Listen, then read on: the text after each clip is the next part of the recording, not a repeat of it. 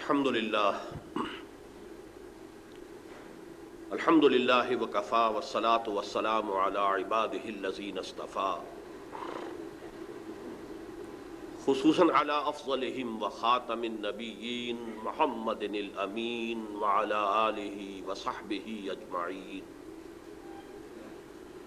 اما بعد فقد قال اللہ تبارک وتعالی کما ورد فی سورۃ الصف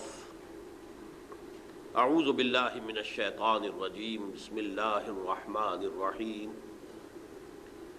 یریدون لیطفئوا نور اللہ بافواہہم واللہ متم نورہ ولو کرہ الکافرون هو الذی ارسل رسولہ بالہدی ودین الحق لیظہرہ علی الدین کلہ ولو کرہ المشرکون صدق اللہ العظیم رب اشرح لی صدری ویسر لی امری واحلل عقدۃ من لسانی یفقہوا قولی اللہم ربنا الہمنا رشدنا واعذنا من شرور انفسنا اللہم ارنا الحق حقا وارزقنا اتباعہ وارنا الباطل باطلا وارزقنا اجتنابہ اللہم وفقنا لما تحب وترضى اللہم وفقنا نقیم نظام الخلافت علی منہاج النبوت فی پاکستان اولا وفی کل العالم آخرا آمین یا رب العالمین۔ معزز حاضرین، آج کے اس اجتماع کے لیے اخباری اشتہار تو صرف ایک اخبار میں شائع کیا گیا، بنیادی طور پر یہ دعوت نامہ ہے کہ جس کو دیکھ کر آپ میں سے اکثر حضرات یہاں تشریف لائے ہوں گے۔ اس دعوت نامے کی عبارت اگر آپ کے ذہن میں ہے تو اس کے حوالے سے میری آج کی گفتگو کے 3 حصے ہیں۔ پہلا حصہ جو اس دعوت نامے میں اس طور سے درج ہے، محمد الرسول اللہ صلی اللہ علیہ وسلم کا فرمان مبارک ہے کہ قیامت سے قبل پوری دنیا میں خلافت علی منہاج النبوت، یعنی نبوت کے نقش قدم پر خلافت کا نظام قائم ہو کر رہے گا۔ اس کے ضمن میں لاہور میں مختلف مواقع پر متعدد اجتماعات میں وہ احادیث تفصیلاً بیان کر چکا ہوں، متن کے ساتھ، ترجموں کے ساتھ، حوالوں کے ساتھ، تفصیل اور تشریح کے ساتھ، کہ جو اس وقت آپ کے ہاتھ میں اس 4 ورقے میں مندرج موجود ہیں۔ لہذا میں آج جو ہے آپ کا زیادہ وقت ان احادیث کی تفصیل یا ان کی تشریح میں صرف نہیں کروں گا۔ مختصراً یہ کہ ایک حدیث مسند احمد ابن حنبل کی ہے جن میں حضور نے اپنے زمانے سے لے کر قیامت تک کے 5 ادوار گنوائے ہیں۔ پہلا دور سعادت، دور نبوت۔ دوسرا دور، دور خلافت علی منہاج النبوہ، جسے ہم خلافت راشدہ کے نام سے جانتے ہیں۔ حدیث کی اصطلاح ہے خلافت علی منہاج النبوہ۔ تیسرا دور ظالم بادشاہت، بنو امیہ، بنو عباس اور آل عثمان، ترکان عثمانی کی اگرچہ خلافت کہلاتی تھی لیکن حقیقت میں وہ ملوکیت تھی، اور ان میں جو بھی ملوکیت میں ہوتا ہے ظلم اور جبر بھی ہوئے ہیں۔ واقعہ حادثہ فاجعہ کربلا کا اسی زمانے میں ہوا، واقعہ حرہ ہوا، عبداللہ ابن زبیر رضی اللہ تعالیٰ عنہما شہید کیے گئے، سینکڑوں تابعی جو ہیں حجاج ابن یوسف کے ہاتھوں شہید ہوئے، وغیرہ وغیرہ، میں تفصیل میں نہیں جانا چاہتا۔ یہ تیسرا دور تھا۔ لیکن یہ کہ بہرحال جو بھی تھے بادشاہ، ان میں بہت اچھے لوگ بھی تھے، بہت برے بھی تھے مسلمان، کلمہ گو تھے۔ اس کے بعد چوتھا دور آپ نے فرمایا ملکن جبرین، ایک غلامی والی ملوکیت کا دور آئے گا، جس کے بارے میں میں نے کئی مرتبہ عرض کیا ہے کہ میں نہیں سمجھتا کہ اس وقت صحابہ نے اس کا کیا مفہوم سمجھا ہوگا، لیکن یہ کہ آج ہمارے سامنے وہ واضح ہے کہ وہ دور جسے ہم کولونیل رول کا دور کہتے ہیں، ہم ملکہ وکٹوریہ کے غلام ہو گئے تھے، کوئی کہیں کسی اور بادشاہ کا غلام ہو گیا تھا. پورا عالم اسلام ہوتے ہوتے اس صدی کے آغاز میں آ کر جب سلطنت عثمانیہ بھی ختم ہو گئی تو پورا عالم اسلام جو ہے عیسائی جو قوتیں ہیں دول یورپ ان کے غلام تھے. کوئی ایک یوں سمجھیے کہ صحرائے عرب بچ گیا تھا اس لیے کہ وہاں ابھی وہ تیل نکلا نہیں تھا ورنہ سب سے پہلے شامت اسی کی آئی ہوتی, لیکن وہ علاقہ بچ گیا. اس کے سوا تو پورا عالم اسلام جو ہے تو یہ چوتھا دور تھا جو ایک اعتبار سے ختم ہو گیا ہے لیکن ایک دوسری شکل میں ابھی جاری ہے. ڈائریکٹ کولونیل رول ختم ہو گیا, انگریز چلا گیا, فرانسیسی چلے گئے, اطالوی چلے گئے, سب چلے گئے, ولندیزی چلے گئے, پورا عالم اسلام آزاد ہو گیا. لیکن ایک تو ان کی ذہنی غلامی ابھی باقی ہے, ان کی علمی برتری باقی ہے, ٹیکنالوجی میں ان کو جو تفوق اور برتری حاصل ہے وہ موجود ہے. پھر یہ کہ وہ اپنے دور حکومت میں جو ایک نسل تیار کر کے گئے تھے جو نام کی تو مسلمان ہے, ذہن, فکر, تہذیب, تمدن کے اعتبار سے یورپین ہے. ہر جگہ پر حکومت اس کے ہاتھ میں آئی, وہ گویا کہ اس کے معنوی جانشین بن گئے. اس اعتبار سے بھی اس کے آثار ابھی جاری ہیں. مزید برآں یہ کہ جب اس صدی کے وسط میں وہ colonial rule, direct colonial rule کا بستر طے ہونا شروع ہوا تو ساتھ ہی دوسرا بستر بچھنا شروع ہو گیا, اور وہ تھا مالیاتی امپیریلزم. ورلڈ بینک اور آئی ایم ایف کے جس کے کلچز میں آج دنیا کا اکثر و بیشتر حصہ جو ہے جکڑا جا چکا ہے. خاص طور پر ہم جس طرح جکڑے ہوئے وہ تو ہر شخص جانتا ہے. بہرحال یہ اس حدیث کی روح سے یہ دور بھی ختم ہوگا, یہ سدا باقی رہنے والا نہیں ہے. جیسے دور سعادت, دور نبوت, پھر دور خلافت علی منہاج النبوت, پھر ملوکیت, ظالم ملوکیت, پھر یہ جبری ملوکیت, غلامی والی ملوکیت. اس کے بعد آپ نے فرمایا ثم تکون خلافت علی منہاج النبوہ, پھر دوبارہ دنیا میں خلافت علی منہاج النبوہ کا نظام قائم ہو. مزید برآں دو حدیثیں اس میں شامل ہیں جن سے یہ معلوم ہوتا ہے کہ اب جب دوبارہ نظام خلافت آئے گا تو وہ گلوبل ہوگا, پوری دنیا میں. حضرت ثوبان سے مروی ہے مسلم شریف کی روایت کہ حضور نے فرمایا اللہ نے زمین کو لپیٹ کر مجھے دکھا دیا تو میں نے اس کے سارے مشرق دیکھ لیے, سارے مغرب دیکھ لیے, اور سن رکھو میری امت کی حکومت ان تمام علاقوں پر قائم ہو کر رہے گی جو اللہ نے زمین کو لپیٹ کر مجھے دکھا دی.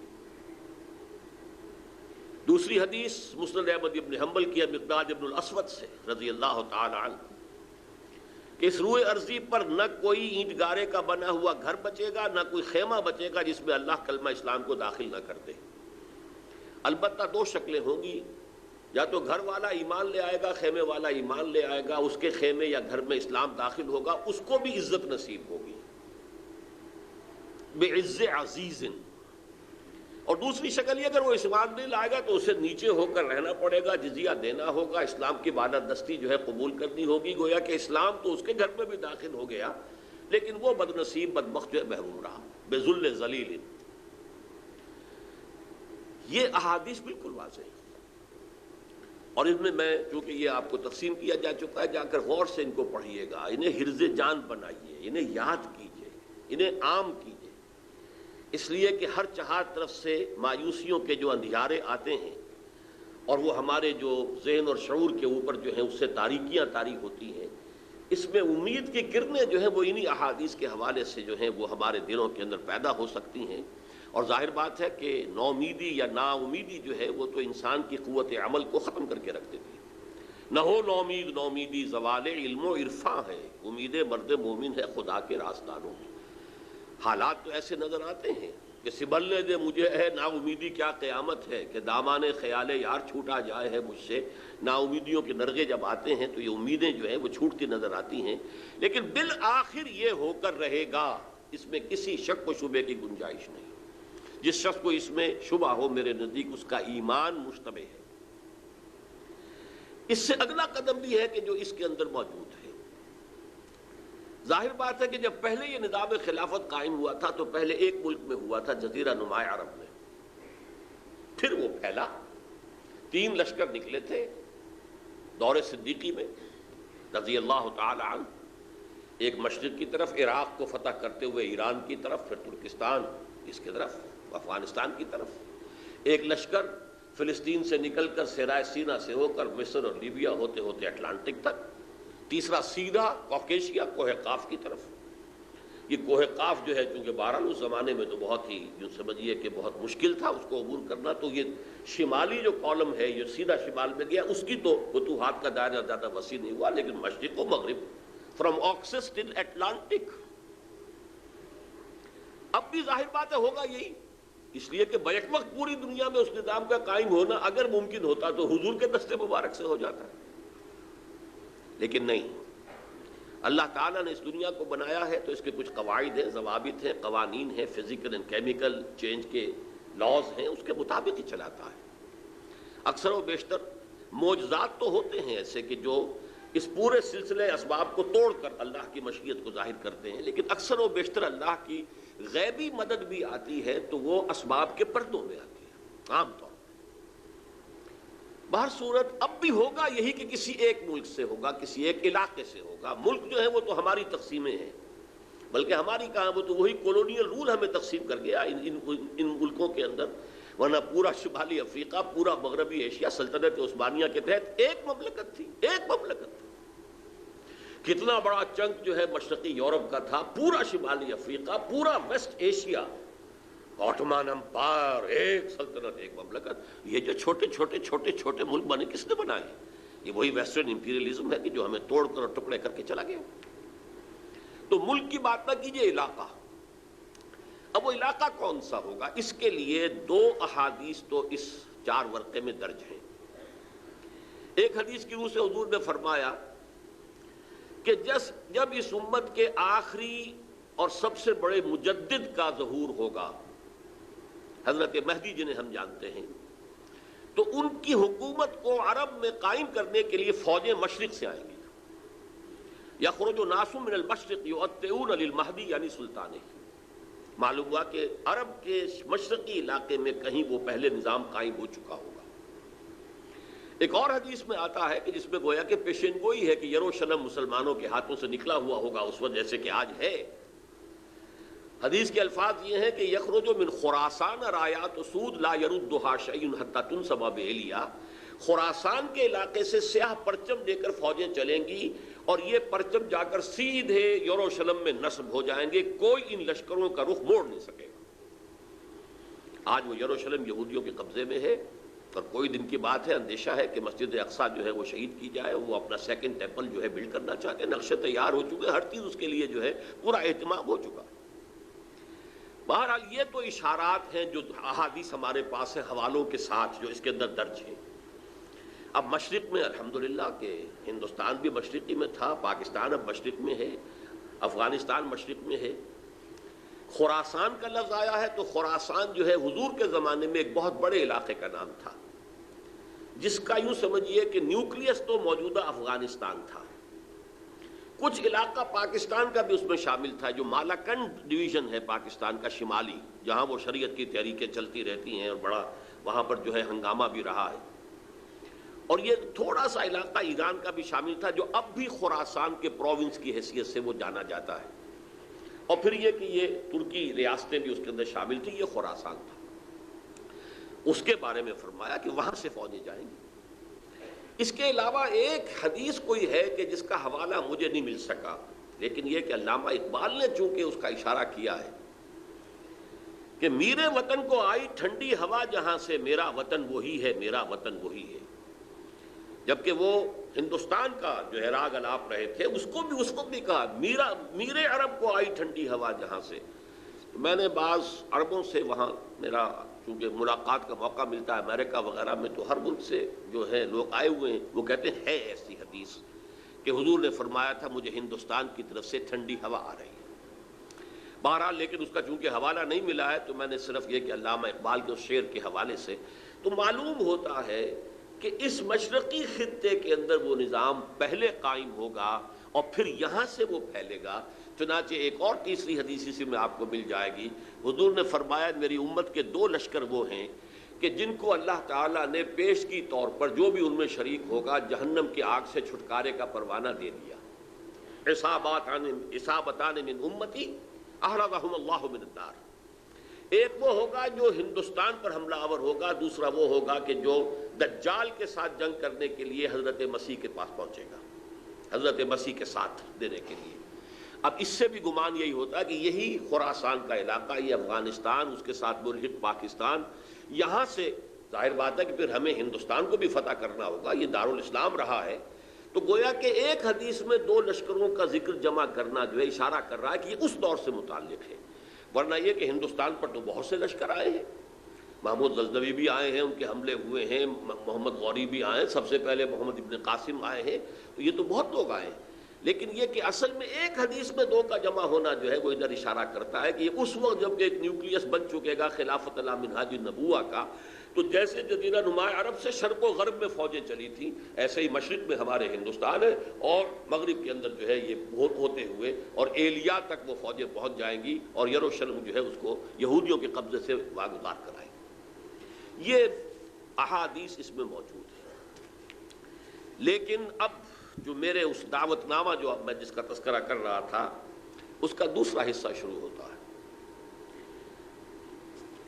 ادھر پاکستان اسی مقصد سے حاصل کیا گیا تھا کہ یہاں اسلامی نظام یعنی خلافت قائم کی جائے گی، لیکن ہم اپنی بدعمالیوں کے باعث تاحال مخالف سمت میں سفر کر رہے ہیں، اور اب حالات بتا رہے ہیں کہ تخت یا تختہ کے مصداق یا یہاں خلافت قائم ہوگی، اور یہ عالمی خلافت کا نقطہ آغاز بنے گا، یا پھر یہ ملک ختم ہو جائے گا۔ گویا اب معاملہ دوڑو زمانہ چال قیامت کی چل گیا والا ہے، اور فوری طور پر قبر کسنی لازم ہے۔ اس دعوت نامے کے اس مرکزی حصے کے بارے میں آج اس وقت کچھ ذرا تفصیل سے گفتگو کرنا چاہتا ہوں، اور یوں میں کہہ سکتا ہوں اس وقت کہ سلطنت خداداد پاکستان یا ملت اسلامیہ پاکستان کا ایک مرثیہ ہے جو مجھے کہنا ہے موجودہ حالات کے پیش نظر، لیکن یہ مرثیہ میں قرآن مجید کے الفاظ میں پیش کرنا چاہ رہا ہوں، جس کے لیے تمہیداً میں پہلے آپ کو یہ بتانا چاہتا ہوں۔ سورہ انبیاء کی ایک آیت ہے، آیت نمبر 10، لَقَدْ أَنزَلْنَا إِلَيْكُمْ كِتَابًا فِيهِ ذِكْرُكُمْ أَفَلَا تَعْقِلُونَ، ہم نے تمہاری جانب ایک کتاب نازل کر دی، اس میں تمہارا ذکر موجود ہے، تو کیا تم عقل سے کام نہیں لیتے، غور نہیں کرتے، سوچ بچار سے کام نہیں لیتے؟ اب اس آیت کا ایک مفہوم تو یہ ہو سکتا ہے کہ ذکر لکم مراد ہو، یعنی تمہارے حصے کی نصیحت، ہدایت، تذکرہ اس قرآن میں ہے، وہ ٹھیک ہے، لیکن ذکرکم اس میں اشارہ ایک اور بات کی طرف بھی آتا ہے کہ یہ جتنے بھی اقوام عالم آئیں گی ان کا ذکر قرآن مجید میں موجود ہے، اور اس کی تائید ہوتی ہے، توثیق ہوتی ہے، تاکید ہوتی ہے ایک حدیث سے، وہ حدیث کے جو قرآن حکیم کی عظمت پر نبی اکرم صلی اللہ علیہ وسلم کے سب سے جامع اور سب سے مفصل بیان پر مشتمل ہے، فصاحت و بلاغت کی معراج۔ حضرت علی اس کے راوی ہیں رضی اللہ تعالیٰ عنہ، کہ حضور نے فرمایا انہا ستکون فتنۃ، عن قریب ایک بہت بڑا فتنہ رونما ہوگا۔ حضرت علی فرماتے ہیں کہ میں نے عرض کیا مل مخرج منہا یا رسول اللہ، اے اللہ کے رسول یہ بتائیے اس سے نکلنے کا راستہ کون سا ہوگا؟ ایک لمحے کے لیے توقف کیجئے، میں یہاں یہ توجہ دلایا کرتا ہوں کہ ہم اگر ہوتے، ہمارے مزاج کا اور صحابہ کے مزاج کا فرق کیا ہے؟ ہم ہوتے تو کیا پوچھتے؟ یہ حضور یہ فتنہ کیوں ہوگا، کب ہوگا، کدھر سے آئے گا، کیسے آئے گا؟ ہمارے تو سوالات یہ ہوتے جو سب معلوماتی نوعیت کی چیزیں ہیں، ان کا کوئی تعلق عمل سے نہیں ہے۔ صحابہ کا معاملہ کیا تھا؟ حضرت علی نے ان میں سے کوئی سوال نہیں کیا، کب آئے گا، کیوں آئے گا، کدھر سے آئے گا، کیسے آئے گا، کچھ نہیں۔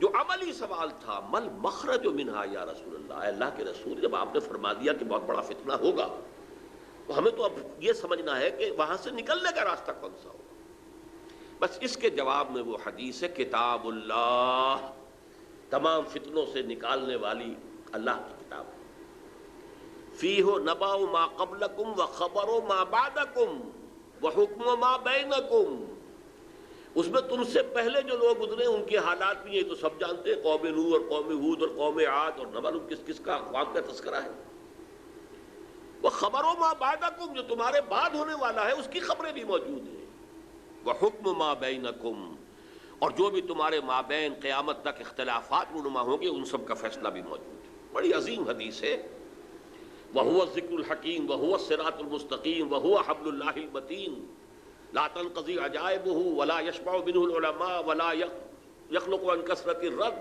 اور آخری الفاظ تو بلاغت کی انتہا ہے، من قال به صدق ومن عمل به اجر ومن حکم به عدل ومن دعا الیہ ہدی الی صراط مستقیم۔ جس نے کوئی بات کہی اس قرآن کی بنیاد پر اس نے سچ کہا، جس نے عمل کیا اس کا اجر محفوظ ہے، جس نے کوئی فیصلہ کیا قرآن کی بنیاد پر اس نے عدل کیا، اور جس نے قرآن کی طرف بلایا اس کی ہدایت ہو گئی، کسی اور کی ہو نہ ہو اس کی ہدایت گارنٹیڈ ہے جو قرآن کی طرف بلانے والا ہے۔ یہ حدیث ہے کہ جس میں خبر و ما بعدکم کے الفاظ موجود ہیں، بلکہ میں تذکرہ کر دوں یہ حدیث ایک اور شان سے وارد ہوئی ہے طبرانی کی معجم کبیر میں۔ وہاں یہ حدیث اس طور سے آئی ہے کہ حضرت جبرائیل نے حضور سے یہ فرمایا، یا محمد امتک بعدک، اے محمد صلی اللہ علیہ وسلم یہ آپ کی امت کا آپ کے بعد کیا بنے گا؟ حضور نے اس پر پوچھا مل مخرج منہا یا جبرائیل، کہ جبرائیل تم نے بات تو بہت اہم کہی ہے، ابھی تو میں ہوں انا بین اظہرکم، ابھی تو اے مسلمانوں میں تمہارے مابین ہوں، لیکن ایک وقت تو آئے گا۔ آخر دور نبوت کے خاتمے کی خبر حضور نے دی تھی تو کوئی آپ نے وصال کی خبر دی تھی، جانا ہے مجھے، انک میت وانہم لمیتون، یہ تو قرآن مجید میں تھا، لیکن اس کا حل کیا ہوگا اے جبرائیل؟ تب انہوں نے کہا ہے کتاب اللہ فیہ نبأ من قبلکم و خبر ما بعدکم و حکم ما بینکم، یہ پوری حدیث۔ تو یہ ایک اور ہی شان کے ساتھ یہی روایت آتی ہے۔ بہرحال میں اس حوالے سے آپ کے سامنے قرآن حکیم کی 6 آیات، اور عجیب یہ حسن اتفاق ہے، سورہ اعراف کی آیات ہیں 175 176 177، اور سورہ توبہ کی آیات ہیں 100 نکال دیجئے 75 76 77۔ یہ آئینہ ہے اس وقت میرے اور آپ کے لیے، ملت اسلامیہ پاکستان کے لیے، سلطنت خدا داد پاکستان کے لیے۔ دیکھیے سورہ اعراف میں فرمایا وَاتْلُ عَلَيْهِمْ نَبَأَ الَّذِي آتَيْنَاهُ آيَاتِنَا فَانْسَلَخَ مِنْهَا فَأَتْبَعَهُ الشَّيْطَانُ فَكَانَ مِنَ الْغَاوِينَ۔ اے نبی ان کو آپ اس شخص کی خبر سنائیے جسے ہم نے اپنی آیات عطا کی تھی، لیکن وہ ان سے نکل بھاگا، پھر شیطان اس کے پیچھے لگ گیا، اور پھر وہ انتہائی گمراہ لوگوں میں سے ہو گیا۔ وَلَوْ شِئْنَا لَرَفَعْنَاهُ بِهَا، ہم چاہتے تو ان آیات کے ذریعے سے ان کی بدولت ہم اسے اور بلند کرتے، اس کا مقام اس کا رتبہ اور اونچا ہوتا۔ وَلَكِنَّهُ أَخْلَدَ إِلَى الْأَرْضِ، مگر وہ تو زمین کی طرف ہی بیٹھتا اور دھستا چلا گیا۔ فَمَثَلُهُ كَمَثَلِ الْكَلْبِ، تو اس کی مثال تو کتے کی سی ہے، ان تحمل علیہ یلہث، اگر اسے دھتکارو، کوئی ڈھیلا، کوئی لکڑی اس کی طرف اٹھاؤ مارنے کے لیے تب بھی وہ ہانپتا رہتا ہے۔ وَإِن تَتْرُكْهُ یلہث، زبان اس کی نکلی ہوگی، اس میں سے راج ٹپک رہی ہوگی، چھوڑے رکھو گے تب بھی۔ ذَلِكَ مَثَلُ الْقَوْمِ الَّذِينَ كَذَّبُوا بِآيَاتِنَا، یہی مثال ہے اس قوم کی کہ جس نے اپنے رب کی آیات کو جھٹلایا۔ فَقْصُصِ الْقَصَصَ، تو اے نبی آپ یہ واقعہ بیان کر دیجئے، لعلہم یتفکرون، شاید کہ وہ غور کریں، سوچ بچار سے کام لیں۔ ساء مثلا القوم الذین کذبوا بآیات اللہ، بری ہے مثال اس قوم کی جس نے اللہ کی آیات کو جھٹلایا۔ وانفسہم کانوا یظلمون، اور وہ اپنے اوپر خود ظلم کرنے والے تھے۔ اب میں اس کی زیادہ تفصیلی تفاصیل میں نہیں جاؤں گا، اگرچہ ایک رائے یہ بھی ظاہر کی گئی ہے کہ یہ کسی شخص معین کا تذکرہ نہیں ہے، بلکہ یہ ایک مثال ہے جو اللہ دے رہا، لیکن یہ بات صحیح نہیں ہے۔ وَاتْلُ عَلَيْهِمْ نَبَأَ وَاضْرِبْ لَهُمْ مثلاً سے بات ہوتی تو اس کا امکان تھا، یہاں تو خبر سنا دیجئے اے نبی اس کی خبر۔ اور اس میں حضرت عبداللہ ابن عباس رضی اللہ تعالی عنہما سے کئی جو ہے اقوال مروی ہیں کہ یہ شخص بلعام بن باعورہ تھا۔ تو جو کتاب گنتی ہے نمبرز تورات کی، اس میں شخص کا ذکر موجود ہے۔ یہ کنعانی تھا، بعض لوگوں کے نزدیک اسرائیلی تھا، لیکن بہت عابد و زاہد، بہت اونچے مقام پر، صاحب کرامت بزرگ جسے کہا جاتا ہے۔ الذی آتیناہ آیاتنا سے مراد یہاں پر کچھ لوگوں نے لیا ہے کہ علم کتاب اسے دی گئی تھی، وہ بات میرے نزدیک صحیح نہیں ہے، بلکہ آیات کہا گیا معجزات کو بھی۔ جس طرح اللہ اپنے انبیاء کو آیات، ہم نے آیات بینات دے کر رسولوں کو بھیجا، ایسے ہی ہے کہ کوئی بہت عابد زاہد کوئی ہو، عابد مرتاز اور زاہد مرتاز، تو اللہ تعالیٰ اسے کرامتیں عطا کرتا ہے، اس میں کوئی شک نہیں ہے۔ کرامات الاولیاء حق، اس میں کسی شک و شبہ کی گنجائش نہیں ہے۔ اللہ تعالیٰ ان کے بزرگی کے ظہور کے لیے، اظہار کے لیے وہ ایسے خرق عادت واقعات ظاہر کرتا ہے۔ تو با کرامت بزرگ تھا، لیکن پھر وہ جو دنیاوی خواہشات کی طرف ایسا متوجہ ہوا کہ اس کی ساری نیکی، ساری اس کی بزرگی، ساری روحانیت ختم ہو کر رہ گئی، وہ انتہائی پاتال میں جا پہنچا۔ بعض مفسرین نے حضور کے دور کے دو اشخاص کا ذکر بھی کیا ہے۔ امیہ ابن ابی صلت ایک بہت بڑا شاعر تھا کہ جس کی اشعار میں توحید رچی بسی ہوئی تھی، توقع یہ تھی کہ تو حضور کا سب سے بڑا جو ہے وہ سپورٹر بن جائے گا، لیکن نہیں، مخالف ہو گئے۔ اسی طریقے سے ابو عامر راہب تھا، جیسے ورقہ ابن نوفل مکے میں تھے، تو وہ جا کر جو ہے وہ شام میں انہوں نے عیسائیت اختیار کی، اور وہ بہت بڑے عالم تھے، کان یکتب التوراۃ بالعبرانیہ۔ اسی طرح یہ ابو عامر خزرجی تھا، اور یہ بھی عیسائی ہو گیا تھا، شام میں رہا، اور پھر یہ بہت بڑا زاہد اور عابد اور عالم شخص تھا، لیکن یہی بدترین دشمن ہو گیا محمد رسول اللہ کا۔ جبکہ ورقہ ابن نوفل نے جو ہے حضور کی تصدیق کی تھی جب حضرت خدیجہ رضی اللہ تعالی عنہا لے کر گئی تھی حضور کو ان کے پاس۔ بہرحال میرے نزدیک یہ بلعام بن باعورہ ہی کا تذکرہ ہے جو ہو رہا ہے کہ وہ بہت با کرامات بزرگ تھا، لیکن زمینی خواہشات دو سب سے نمایاں ہیں۔ بطن، پیٹ کھانے کو مانگتا ہے، یہ انسان کی بہت بڑی ضرورت ہے، اس لیے کہ ظاہر بات ہے جو پریزرویشن آف دی سیلف ہے، اپنے بقا کے لیے اسے غذا چاہیے، لیکن اس کے ساتھ چٹخارا بھی لگا ہوا ہے، یہ اس کے ساتھ اضافی شے ہے۔ اور دوسری ہے جنسی خواہش، شہوت، پریزرویشن آف دی اسپیشیز، اپنی نسل کو برقرار رکھنے کے لیے۔ یہ دونوں جو ہیں حرصیں انسان کے اندر جب یہ اعتدال سے بڑھتی ہیں تو تباہی کا ذریعہ بنتی ہیں۔ لیکن یہاں نوٹ کیجئے کہ ایک شخص جسے اللہ نے اپنی آیات عطا کی، صاحب کرامت بزرگ تھا، لیکن وہ اس سے نکل بھاگا، اور یہاں فرمایا پھر شیطان اس کے پیچھے لگ گیا، اور یہ بہت اہم نقطہ ہے۔ یعنی اولاً نہیں شیطان کے اغوا سے کوئی شخص جو ہے وہ گمراہ ہوا کرتا، قرآن مجید میں صاف یہ بات آئی ہوئی ہے، ان عبادی لیس لک علیہم سلطان۔ دیکھو تمہیں ہم مہلت تو دے رہے ہیں، قیامت تک کے لیے تمہاری زندگی طویل ہوگی، اور تم ہمارے بندوں کو جس طرح چاہو گمراہ کرنے کی کوشش کرنا، لیکن تمہیں اختیار کوئی حاصل نہیں ہوگا، اختیار اسے حاصل نہیں ہے۔ تو جو شخص خود اپنی جو ہے داخلی غلط تقاضوں کے تحت غلط راستہ اختیار کرتا ہے، پھر شیطان اس کے پیچھے لگ جاتا ہے۔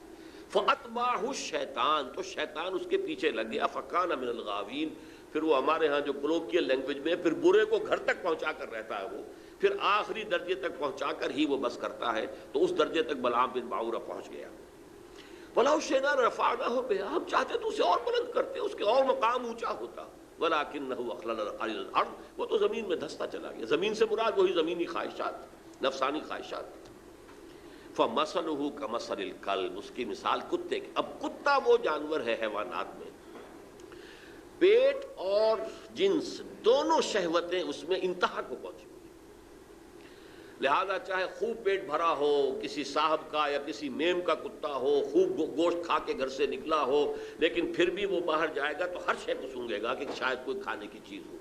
یہ اس کی یعنی سمجھ جبلت کے اندر داخل ہے، یہاں تک کہ آپ اس کو کوئی ٹھیکرا ماری مارنے کے لیے تو وہ بھی اس کو بھی سونگے گا کہ شاید اس میں کوئی کھانے کی کوئی شے موجود ہو، چلے گا بھی تو ادھر ادھر ہوتا ہوا، سونگتا ہوا، اور وہ اپنی شرمگاہ کو چاٹتا رہتا۔ دونوں جو حرصے ہیں اس کے اندر انتہا کی ہیں، اور اس کا پھر ظہور کیا ہوتا؟ زبان ہر وقت نکلی ہوئی ہے، ہانپ رہا ہے، ہر وقت ہانپ رہا ہے، پیٹ بھرا ہو تب بھی ہانپ رہا ہے، اور پیٹ خالی ہو تب بھی ہانپ رہا ہے، تھکا ہوا تب بھی ہانپ رہا ہے، کھڑا ہوا تب بھی ہانپ رہا ہے، زبان نکلی ہوئی ہے اور اس کے اندر سے رال ٹپک رہی ہے۔ یہ مثال دی ہے، جیسے قرآن مجید میں گدھے کی مثال بھی آئی ہے، مثل الذین حملوا التوراۃ ثم لم يحملوها کمثل الحمار يحمل اسفارا، مثال اس قوم کی جس کو ہم نے تورات عطا کی تھی، حامل تورات بنائی گئی تھی، وہ قوم پھر اس نے اس کا حق ادا نہیں کیا، اس گدھے کی سی مثال ہے جس پر کتابوں کا بوجھ لدا ہو، ایسے یہ کتے کی مثال دی گئی ہے۔ اس کے بعد فرمایا ذالک مثل القوم الذین کذبوا، یہ صرف ایک فرد کا معاملہ نہیں ہوتا، پوری قومیں بھی اس تمثیل پر پوری اترتی ہیں اور اسی ڈسکرپشن کے اوپر وہ پوری اترتی ہیں۔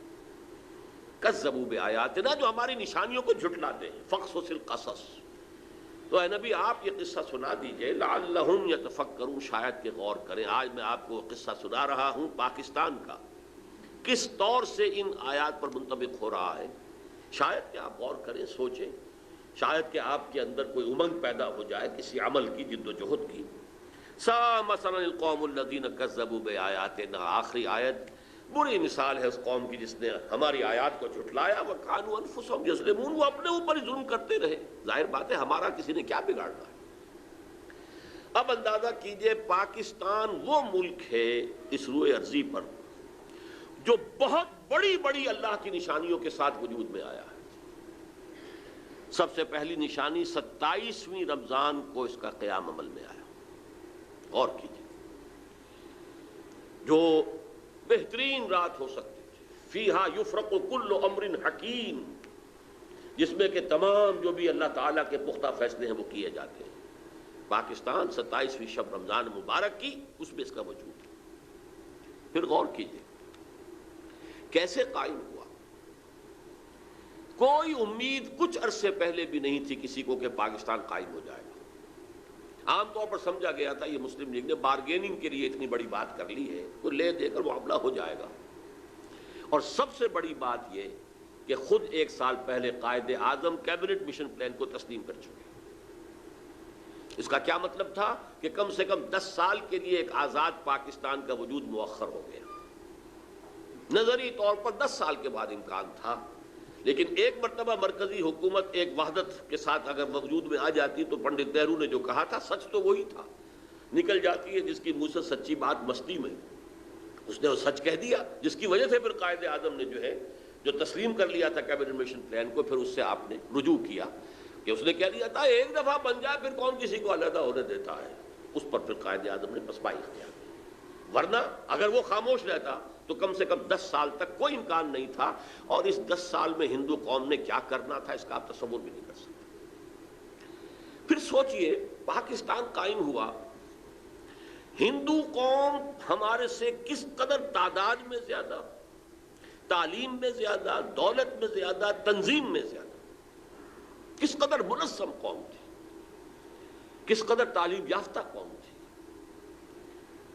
کتنی ان کے اندر ایک یکجہتی موجود تھی۔ پھر کانگریس جیسی جماعت، بہت بڑی جماعت، اس میں کوئی شک نہیں، بہت بڑی عوامی جماعت، جس کے ساتھ یہ کہ لیڈرز کی سیکنڈ لائن کی یوں سمجھیے کہ ایک بڑی قطار موجود تھی۔ یہ نہیں تھا کہ مسلم لیگ بس ایک بگولے کی طرح ایک تحریک کے طور پر اٹھی ہے، اس نے جو بھی حاصل کر لیا، ورنہ مسلم لیگ اصل میں ایک جماعت کی شکل میں منظم ہو ہی نہیں پائی تھی۔ یہی وجہ ہے کہ پتاشے کی طرح گھل گئی پاکستان میں آتی۔ لیکن یہ کانگریس اور گاندھی جیسا لیڈر، ہم بہرحال اس کے بارے میں جو بھی رائے رکھتے ہوں، لیکن یہ ہندوؤں کا مہاتما اور پوری دنیا کے اندر اس کی ایک عظمت تسلیم کی جاتی ہے۔ اور چند مہینے پہلے اس نے کہا تھا کہ پاکستان صرف میری لاش پر بن سکتا ہے۔ ہندو جیسی قوم، گاندھی جیسا لیڈر۔ اچھا، دوسری طرف یہ ہمارے ولی خان صاحب وہ کچھ پچھلے زمانے کے کاغذات نکال کے لے آتے ہیں انڈیا آفس کے، جس سے یہ کہ انگریزوں نے کوئی سپورٹ کی تھی پاکستان کی یا مسلم لیگ کی۔ جب پاکستان بنا ہے، ایٹلی وزیر اعظم ماؤنٹ بیٹن یہاں کا وائس رائے، دونوں قائد اعظم سے شدید نفرت رکھنے والے، پاکستان کے تصور کے دشمن۔ ایٹلی لیبر پارٹی کی گورنمنٹ تھی، اگر کنزرویٹو پارٹی گورنمنٹ ہوتی تو کچھ شکوک و شبہات کا موقع تھا، لیکن یہ تو لیبر پارٹی کی حکومت تھی۔ ایٹلی نے جو کچھ لکھا ہے بعد میں وہ سب کے سامنے ہے، اب تو کچھ بھی باتیں نہیں رہی۔ ماؤنٹ بیٹن کی چیزیں بھی سب سامنے آ چکی ہیں، اس کے جس نوعیت کے تعلقات نہرو خاندان کے ساتھ تھے، اب وہ چیزیں بھی کہنے کی بھی نہیں ہے، ورنہ یہ کہ لیڈی ماؤنٹ بیٹن کے ساتھ اس کے ناجائز تعلقات تک کا چرچا موجود ہے۔ اور یہ کہ گاندھی کا تو وہ چیلا تھا، آخری وقت میں پنڈت نہرو نے اور پٹیل نے جا کر اس سے کہا تھا کہ ہم نہیں کہہ سکتے باپو کے سامنے جا کر یہ کہنے کی ہماری جرت نہیں ہے کہ ہم ہندوستان کی تقسیم پر راضی ہو گئے ہیں، یہ تم ہی جا کے راضی کراؤ۔ اس نے جا کر گاندھی سے بات کی، کیا پٹی پڑھائی ہے یہ وہ جانے۔ یہ تھے وہ نامساعد حالات جن میں پاکستان کا قیام اور اس کے اندر جمع کر لیجئے یہ بات کہ 1 سال پہلے مولانا حسین احمد مدنی رحمۃ اللہ علیہ نے سلہٹ میں یہ کہہ دیا تھا، رمضان مبارک میں پورے 1 سال پہلے، ملأ اعلیٰ میں پاکستان کے قیام کا فیصلہ ہو چکا ہے۔ ملأ اعلیٰ سے مراد فرشتوں کا وہ سب سے اونچا طبقہ ہے، جو اللہ کا مقربین جو ہوتے ہیں، ملائکۃ المقربین، وہ ملأ اعلیٰ سب سے اونچا، وہاں فیصلہ ہو گیا پاکستان کے قیام۔ یہ دوسری بات ہے کہ جب ان سے پوچھا گیا کہ پھر ہم کیوں مخالفت کر رہے ہیں، پھر ہماری پالیسی جو ہے وہ بدل جانی چاہیے۔ انہوں نے کہا کہ در حقیقت وہ تکوینی معاملہ ہے اللہ کا، ہمارا کام تکوینیات کے حوالے سے نہیں ہے، بلکہ ہمیں تو اپنی سوچ اور سمجھ سے جو بھی رائے صحیح ہے اسی کے اوپر کام کرنا ہے، لیکن فیصلہ ہو چکا۔ یہ 1 سال پہلے کی بات ہے، اور ایسے شخص کی گواہی ہے جو پاکستان کے ساتھ یعنی کوئی متفق نہیں تھا، اگرچہ بعد میں انہوں نے تسلیم کیا، بہت خوبصورتی سے تسلیم کیا۔ جب وہ گئے ہوئے تھے ڈابھیل اور وہاں کسی شخص نے، یہ پاکستان کے قیام کے بعد کی بات ہے، کسی شخص نے ذرا چھیڑنے کے لیے کہ چلیے مولانا کچھ بولیں گے، پاکستان کے خلاف کوئی دھواں دار باتیں کریں گے، تو کوئی پاکستان کا تذکرہ کیا تو کہا بھائی دیکھو، جب تک کوئی مسجد کہیں تعمیر نہ ہو، تجویز ہو، تو اختلاف ہو سکتا ہے کہ یہاں مسجد کی ضرورت ہے بھی کہ نہیں، پہلے ہی مسجدیں موجود ہیں، یا یہ کتنی بڑی ہونی چاہیے، کس سائز کی ہونی چاہیے، کیا میٹیریل لگنا چاہیے، یہ سب اختلاف ہو سکتا ہے۔ پاکستان کے بننے سے پہلے ہمارا اختلاف تھا، لیکن مسجد بن جائے تو اس کی حفاظت ہر صاحب ایمان کا تقاضا ہے۔ اب پاکستان کی حیثیت بالکل بدل گئی ہے۔ یہ الفاظ مولانا مدنی رحمۃ اللہ علیہ کے، جو وہاں موجود تھے مولانا محمد مالک کاندھلوی رحمۃ اللہ علیہ، جنہوں نے کہ یہ الفاظ ہماری قرآن کانفرنس میں ایک مرتبہ بیان کی۔ اچھا، یہ ہے وہ آیات، وہ کرامات جس کے ساتھ پاکستان وجود میں آ رہا ہے۔ ذرا پیچھے چلیے، جب خلافت عثمانیہ کے خاتمے کی سازشیں ہو رہی تھی تو پوری دنیا میں صرف ہندوستان میں تحریک چلی، کہیں اور نہیں چلی۔ وہ سلطنت عثمانیہ بہرحال خلافت کے نام سے تھی، چاہے حقیقت نہیں تھی، وہ ایک ملوکیت ہی تھی، اور اب اس پہ زوال بھی آ گیا تھا، یورپ کا مرد بیمار بھی کہا جا رہا، جو بھی کچھ تھا، لیکن عظمت اسلامی کا ایک سمبل، ایک نشانی تھی، اس کے خلاف سازشیں ہو رہی تھی، اور اس وقت تحریک چلی، صرف ہندوستان میں کہیں بھی نہیں چلی، پوری دنیا میں کہیں بھی نہیں، بلکہ عربوں نے تو بغاوت کی ترکوں کے خلاف، اور اصل میں تو انہی کی بغاوت کے نتیجے میں یہ سارا معاملہ ختم ہوا۔ لیکن ہندوستان میں وہ تحریک چلی، اور ایسے زور شور کے ساتھ چلی، بولی اماں محمد علی کی جان بیٹا خلافت میں دے دو، پورا ہندوستان گونج گیا۔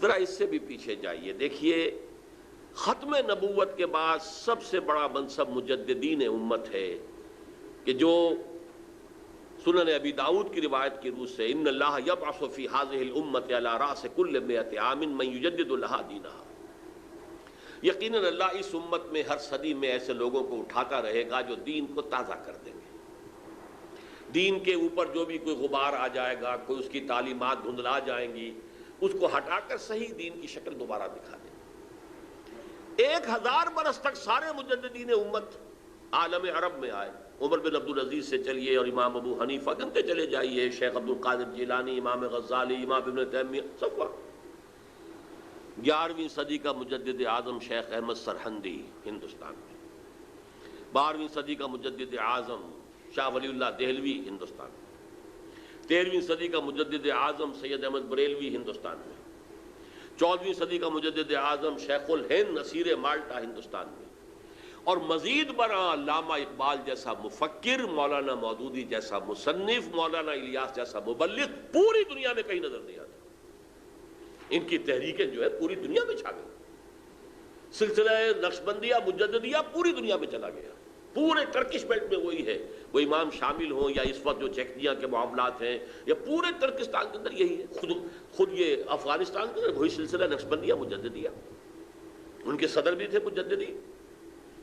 پھر شاہ ولی اللہ ہی کے تو در حقیقت علم کا یہ ظہور ہے کہ جو پورا افغانستان میں جو مدارس کہاں کے پڑھے ہوئے لوگ ہیں یہ طالبان، وہی دیوبندی مدارس ہے کہ جو شاہ ولی اللہ کے علوم کا وارث بنے، گویا کہ ریورس گیئر لگا ہے۔ ایک بات عجیب ہے، ذرا نوٹ کیجئے گا، 1000 برس جو پہلے تھے ہندوستان میں آتے تھے، باہر سے علماء آ رہے ہیں، صوفیہ آ رہے ہیں، ادیب آ رہے ہیں، دانشور آ رہے ہیں ہندوستان میں، اور جب یہ الف ثانی شروع ہوا امت کی تاریخ کا دوسرا 1000 سال تو ریورس گیئر لگ گیا۔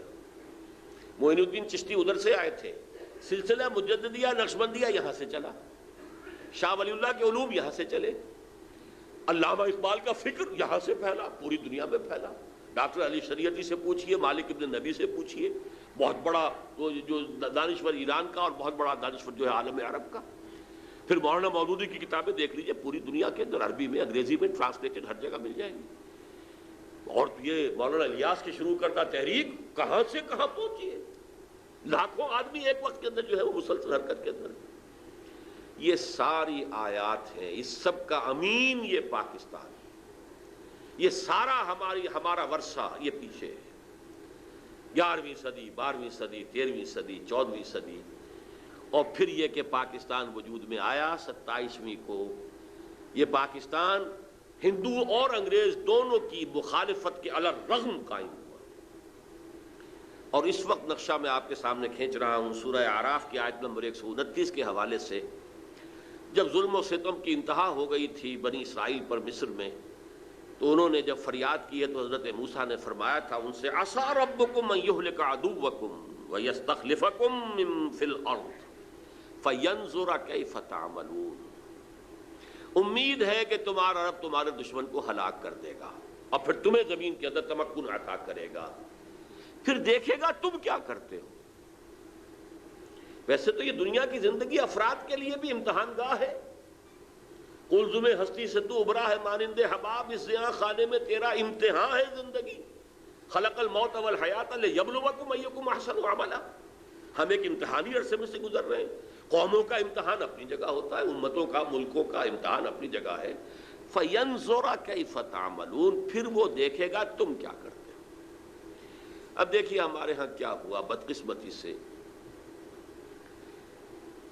مسلم لیگ کی جو ٹاپ کی قیادت تھی، پہلی بات تو یہ ہے کہ مسلم لیگ بحیثیت مسلم لیگ تو تقریباً سمجھیے کہ ختم ہو گئی قائد اعظم کے انتقال کے بعد، زیادہ کہیں گے تو لیاقت علی خان کی شہادت کے بعد۔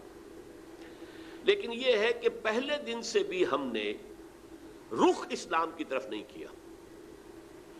ہمیں اپنے بزرگوں کا بھی اب تذکرہ جو ہے کرنا پڑے گا۔ میں قائد اعظم کو ہرگز دھوکے بعد آدمی نہیں سمجھتا، جھوٹا نہیں سمجھتا، صاحب کردار آدمی تھے۔ میری تعویل یہ کہ انہوں نے یہ سمجھا تھا کہ اگر پاکستان ایک نوزائیدہ مملکت ہے، ہم نے فوراً اسلام کا ڈنکا بجا دیا اور نعرہ لگا دیا تو پوری دشمن قوت جو ہے ہمیں دبوچ لے گی ایک دم۔ لہذا اب جبکہ ایک ایسا ملک وجود میں آ گیا جہاں غالب اکثریت مسلمانوں کی ہے، تو خالص سیکولر اصول سے بھی تو یہاں اسلام ہی آئے گا نا۔ سیکولر اصول کیا ہے کہ لوگوں کی اکثریت جو چاہے گی ہوگا، یہی اصول ہے۔ لوگوں کی اکثریت جو قانون بنانا چاہتی ہے بنائے گی، جو نافذ کرانا چاہتی کرائے گی، یہ سیکولرزم ہے۔ تو اب خالص سیکولر اصولوں سے ہندوستان ایک وحدت رہتا تو یہاں اسلام کے آنے کا کوئی سوال نہیں تھا، اکثریت ہندوؤں کی تھی، کوئی امکان ہی نہیں تھا۔ لیکن اب یہ ہے کہ اگر مسلمان یہاں کے چاہیں گے تو یہاں شریعت بھی آ جائے گی، نظام بھی آ جائے گا، سب کچھ ہو جائے گا۔ لیکن ہم نے اگر ڈنکا بجا دیا تو شاید، اب میں سمجھتا ہوں کہ شاید ان کی بات میں وزن ہے، لیکن یہ کہ شکل جو بنی ہے وہ یہ تھی، وزیر قانون ہندو، وزیر خارجہ قادیانی، اور وہ ان کا شورۂ آفاق جملہ عنقریب یہاں پر نہ ہندو ہندو رہے گا، نہ مسلمان مسلمان رہے گا۔ مذہبی اعتبار سے نہیں، کہ مذہب تو ان لوگوں کا انفرادی معاملہ ہے، بلکہ قومی اعتبار سے۔ بہرحال ایک جس کو میں یہ کہوں گا کہ صحیح سمت میں پہلی اینٹ نہیں رکھی گئی۔ مصلحت کیا تھی یہ اپنی جگہ پر ہے، ان کی نیت پر حملہ نہیں ہے، لیکن دی فیکٹ ریمینز، واقعہ یہی ہے، حقیقت یہی ہے۔ اور مجھے معلوم ہے، میں بنگلہ دیش 2 دفعہ جا چکا ہوں، کہ بنگالی مسلمانوں کو پہلا شوق لگا تھا اسی سے، اس لیے کہ بنگال کا عام مسلمان جو ہے مغربی پاکستان کے عام مسلمان سے زیادہ مذہبی ہے۔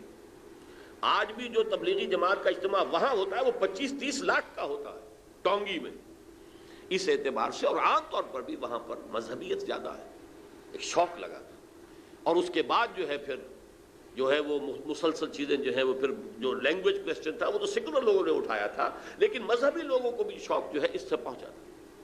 لیکن یہ کہ الحمدللہ کہ اس کے بعد مولانا مودودی کی ایک تحریک پر، جو انہوں نے اسی لاہور شہر سے شروع کی تھی اپریل 1948 سے، کہ اب چونکہ پاکستان اسلام کے نام پر بنایا گیا لہذا یہاں پر اسلامی دستور بننا چاہیے، مطالبہ شروع کیا انہوں نے، اور پھر مسلم لیگی عناصر نے بھرپور مدد کی، جن میں سب سے زیادہ کروشل رول پلے کیا ہے مولانا شبیر احمد عثمانی رحمۃ اللہ علیہ نے۔ وہ تو مسلم لیگی تھے، جماعت اسلامی کی تو نہیں تھے، اور قرارداد مقاصد پاس ہو گئی۔ تو گویا کہ ایک اور معجزہ جو ہے کہ جس وقت دنیا میں ڈنکا بج رہا تھا سیکولرزم کا پوری دنیا میں، 10.5 کروڑ عوام کی اسمبلی نے کہا کہ ہم اللہ کی حاکمیت کا اقرار کرتے ہیں، اپنی حاکمیت کا دعویٰ نہیں کرتے۔ We wash our hands off the claim to sovereignty. Sovereignty belongs to Allah. سروری زیبا فقط اس ذات بے ہمتا کو ہے، حکمراں ہے ایک وہی باقی بتان اعظم۔ میرے نزدیک یہ بھی معجزہ ہے، آیات میں سے، آیات الہی میں سے۔ پھر جب کچھ لوگوں نے، سیکولر مائنڈڈ لوگوں نے شور مچایا کہ کس کا اسلام ہوگا یہاں پر، شیعہ کا، سنی کا، دیوبندی کا، بریلوی کا، تو تمام مسالک چوٹی کے علماء نے 22 نکات دستور سازی کے متفق علیہ دے دیے۔ یہ ایک اور معجزہ ہوا ہے۔ اس کے بعد ایک بہت بڑا بلنڈر ہوا، دینی جماعتوں نے یہاں کشاکش اقتدار میں شریک ہو کر، انتخابات میں آ کر اسلام کو ایک پارٹی ایشو بنا کر اور بیڑا غرق کر، لیکن یہ کہ بہرحال اس کی داستان باقی میں بیان نہیں کرنا چاہتا۔ نتیجہ جو نکلا ہے، غلطی کس کی تھی، کتنی تھی، کوتاہی کس کی تھی، کتنی تھی، لیکن نتیجہ یہ ہے کہ آج ہم بیٹھتے چلے گئے زمین کی طرف۔ آج 52 برس گزرنے کے بعد، 27 برس پہلے تو ہماری پیٹھ پر ایک کوڑا پڑ گیا، ملک 2 لخت ہوا، 93,000 ہمارے قیدی ہندو کے ہاتھ میں گئے، جن پر کہیں 600 کہیں 800 کہیں 1000 برس حکومت کی تھی۔ ہمارے جرنیل نے اپنا ریوالور پیش کیا اپنے ہاتھ سے، ذلت کی انتہا۔ لیکن اس کے بعد سے ہوتے ہوتے آج ہم کہاں پہنچ گئے؟ دیوالا ہمارا نکلا ہوا ہے، ہماری جان IMF کی مٹھی میں ہے، امریکہ ہمارا بل جاؤ ماوا ہے، جو کچھ کارگل میں ہوا ہے ذلت کی انتہا ہو گئی۔ اگرچہ آرمی چیف اب بھی کہہ رہا ہے کہ وہ ایک بہت بڑا جو ہے عسکری فتح تھی، پھر ہوا کیا ہے؟ اس کا مطلب یہ کہ ہم نے ڈکلیئر کر دیا کہ ہم بھارت کے مقابلے میں کھڑے ہونے کے اہل نہیں ہیں، ہم بھارت سے جنگ نہیں کر سکتے۔ ضربت علیہم الذلۃ والمسکنۃ وباؤوا بغضب من اللہ، یہ حال اس قوم کا آج ہو گیا ہے۔ نظام جو کا تو وہی سودی نظام، وہی سارے معاملات، وہی جاگیرداری جو انگریز چھوڑ کر گیا تھا۔ ہاں اگر کوئی اضافہ ہوا ہے تو بے پردگی میں، فحاشی میں، عریانی میں اضافہ ہوا، باقی سب کچھ وہی۔ قوم قومیتوں میں تقسیم ہو گئی، ہانپ رہا ہے، کتے کی طریقے سے ہانپ رہا ہے پورا ملک۔ ہانپتا کانپتا ہمارا وزیر اعظم پہنچا ہے واشنگٹن، اور جا کر جو اس نے ملاقات کی ہے اور خود ریکویسٹ کر کے بڑی مشکل سے، جبکہ وہی جو ہے صدر واجپئی کو بلا رہا ہے، وہ کہتا ہے میں نہیں آ رہا ہوں۔ یہ حال ہمارا ہو گیا، یہ بے عزتی، یہ توہین، یہ تذلیل، اور جان ان کی مٹھی میں ہے، جو چاہیں وہ کریں، جو چاہیں ہم سے کروا لیں۔ ہمارے اپوزیشن لیڈر ہوں تو وہیں کے طواف کرنے والے۔ معلوم ہوتا ہے کہ ہم تو امریکہ کی ایک ریاست، بلکہ یوں کہیے کہ کالونی بن گئے ہیں، ہماری کوئی حیثیت ہی نہیں۔ یہ ہے صورتحال جو آج ٹھیک منطبق ہو رہی ہے پاکستان میں۔ وَاتْلُ عَلَيْهِمْ نَبَأَ الَّذِي آتَيْنَاهُ آيَاتِنَا فَانسَلَخَ مِنْهَا فَأَتْبَعَهُ الشَّيْطَانُ فَكَانَ مِنَ الْغَاوِينَ وَلَوْ شِئْنَا لَرَفَعْنَاهُ بِهَا وَلَكِنَّهُ أَخْلَدَ إِلَى الْأَرْضِ فَمَثَلُهُ كَمَثَلِ الْكَلْبِ إِنْ تَحْمِلْ عَلَيْهِ يَلْهَثْ أَوْ تَتْرُكْهُ يَلْهَثْ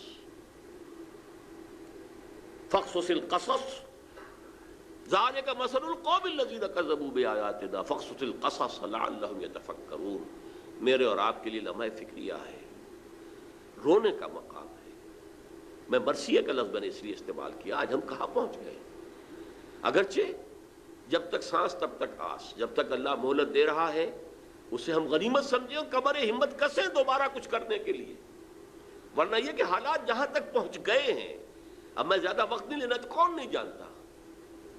کوئی دن جاتا ہے کہ جس دن آپ کے اخبار میں خبریں نہ ہوں خودکشیوں کی، بھوک کی وجہ سے، افلاس کی وجہ سے۔ یہ ملک جس کو اللہ نے کیا کیا نعمتیں عطا کی تھی، یہ ملک جو ابتدائی سالوں میں کتنا خوشحال تھا، یہ ملک کے جو سیاح آتا تھا ہندوستان سے وہ کہتا تھا کہ ہم ایک پسماندہ ملک سے ایک ترقی یافتہ ملک میں آ گئے، اور جو یہاں سے ادھر جاتا تھا وہ کہتا تھا ہم ترقی یافتہ ملک سے ایک پسماندہ ملک میں آ گئے۔ آج حال کیا ہے؟ مشرقی پنجاب کے اندر تمام فارمرز کے لیے بجلی مفت، صرف مشرقی پنجاب کافی ہے پورے ہندوستان کو فیڈ کرنے کے لیے۔ ہمارا کیا حال ہے؟ ہمارے کھیت سوکھے رہتے ہیں، بجلی کا بل کون ادا کرے گا؟ ذرا کھڑے ہو جائیے، جو نہر انہوں نے نکالی 700 میل لمبی نہر نکالی ہے، 700 میل، اور راجستھان کو ہرا بھرا کر دیا ہے۔ کوئی کھڑا ہو سندھ کی سرحد پر، تھرپارکر کی سرحد پر، تو ادھر نظر آئے گا ٹیبے ٹیبے اور ریت ہی ریت، اور ریگستان ادھر گل و گلزار ہے۔ 700 میل لمبی اور سیمنٹ لائن، پوری کی پوری نہر 700 میل کی جو ہے وہ کنکریٹ کے لائننگ کے ساتھ ہے، جس سے نہ سیپیج ہوگا، نہ اس سے جو یہ زمین کا جو کی خرابی پیدا ہوتی ہے، کوئی کلر ہو، کچھ نہیں ہوگا۔ وہ کہاں سے کہاں پہنچ گیا؟ آج ان کے ہاں بحث ہو رہی ہے کہ ہمیں تو وہ بنانے میزائل کے جو امریکہ تک مار کریں۔ یہ پاکستان کیا شے ہے؟ پاکستان اور چین کیا شے ہے؟ ان کی نیوی پورے انڈین اوشن کے اوپر اس وقت جو ہے وہ حاوی ہے۔ آسٹریلیا اور ساؤتھ افریقہ گھبراتا ہے اس سے۔ یہ حال، ہم کہاں ہیں؟ کس جگہ کھڑے ہیں؟ یہ ذلت، ضربت علیہم الذلۃ والمسکنۃ وباؤوا بغضب من اللہ۔ لیکن جب تک ابھی اللہ مہلت دے رہا ہے، ویسے تو صحیح بات یہ ہے کہ سن 71 میں اگر وہ یک طرفہ سیز فائر نہ ہوتا، اللہ نے وہ جو اللہ کی انگلیوں میں ہوتے ہیں تمام انسانوں کے دل، نکسن کا، جس کو کہ گاندھی مر گئی کہتے کہتے، pro Pakistan tilt of Nixon administration, Nixon نے ڈائریکٹ لائن کے اوپر جو ہے، ہاٹ لائن کے اوپر کوسیجن سے کہا، کوسیجن نے جو ہے ڈائریکٹ کہا ہے اندرا گاندھی سے، بس جو ہو گیا ہو گیا، یونیلیٹرل سیز فائر۔ ورنہ ہمارا حال کیا تھا؟ سیالکوٹ کا سیکٹر ٹوٹا ہوا تھا، راجستھان کا سیکٹر ٹوٹا ہوا تھا، لے دے کر ایک ٹکا خان جو ہے ٹاسک فورس لے کر بیٹھا ہوا تھا سلیمان کی ہیڈ ورکس پر۔ ایئر فورس ہماری تقریباً جو ہے وہ مفلوج ہو چکی تھی۔ وہ اواکس کی قسم کے جو ہیں وہ ہیلی کاپٹر رشیا نے اسے دے دیے تھے کہ ہمارا ہلتا بھی تھا جہاز تو انہیں معلوم ہو جاتا تھا۔ ہماری نیوی کو ہٹ کر گئے وہ آ کر ہماری بندرگاہ کے اندر۔ لینڈ ڈیفنسز کی فکر ہو رہی تھی کہ کہیں وہاں اتر ہی نہ آئے ہماری خشکی کے اوپر سمندر کے راستے سے۔ بہرحال اللہ نے ہمیں فریش لیز دی تھی، لیکن آج کی تاریخ تک ہمارے لچھن وہی ہیں، ہمارا شب و روز وہی ہے، ہمارے صبح و شام وہی ہیں قطعاً، اور حالات خراب سے خراب تر ہوئے ہیں۔ جو اربوں کے غبن ہوئے وہ تو بعد میں ہوئے ہیں۔ جس طریقے سے کہ اس ملک کی معیشت کا بیڑا غرق کیا وہ تو بعد میں ہوا ہے۔ ہم اور دھستے چلے گئے، وَلَٰكِنَّهُ أَخْلَدَ إِلَى الْأَرْضِ، زمین میں دھستا چلا گیا۔ وہ نقشہ ہے پاکستان۔ اب ذرا چند منٹ، میں نے عرض کیا تھا نا، یہ 175 176 177 آیات یہ ہیں جن میں ہماری تصویر ہے۔ اب 75 76 77 سورہ توبہ، ہمارے معاشرے کی اخلاقی جو حالت اس وقت ہے اس کا نقشہ دیکھنا ہو تو ان آیات میں دیکھیے۔ سورہ توبہ کا ایک بہت بڑا مضمون ہے منافقین کے بارے میں، ان کے کیا خصائص ہیں، ان کی پھر اللہ کے ہاں کس قدر بڑا عذاب ان کے لیے ہے، کس طریقے سے وہ حضور کے استغفار سے بھی محروم کر دیے گئے۔ استغفر لہم او لا تستغفر لہم ان تستغفر لہم 70 مرۃ فلن یغفر اللہ لہم۔ اے نبی، ان کے لیے آپ استغفار کریں یا نہ کریں برابر ہے، آپ 70 مرتبہ بھی استغفار کریں گے تب بھی اللہ انہیں معاف نہیں کرے گا۔ ان منافقین کے خاص قسم کا بیان ہو رہا ہے۔ وَمِنْهُمْ مَنْ عَاهَدَ اللَّهَ، ایک خاص قسم ایسے منافقین کی ہے جنہوں نے اللہ سے ایک عہد کیا تھا، لَئِنْ آتَانَا مِنْ فَضْلِهِ، اگر اللہ ہمیں اپنے فضل سے نواز دے گا، لَنَصَّدَّقَنَّ وَلَنَكُونَنَّ مِنَ الصَّالِحِينَ، خوب صدقہ خیرات کریں گے، نیک بن جائیں گے، خادم خلق بن جائیں گے۔ فَلَمَّا آتَاهُم مِّن فَضْلِهِ، جب اللہ نے انہیں اپنے فضل سے نواز دیا، بخلوا بہ وتولوا وهم معرضون، اب اس دولت کے ساتھ بخل سے کام لیا، تجوریاں بند کر لیں اور اپنی پیٹھ موڑ لی، اعراض کیا، بھول گئے وعدے۔ اب سنیے آیت، فَعَاقَبَهُمْ نِفَاقًا، ان کی اس وعدہ خلافی کی پاداش میں اللہ نے ان کے دلوں میں نفاق کا روگ پیدا کر دیا۔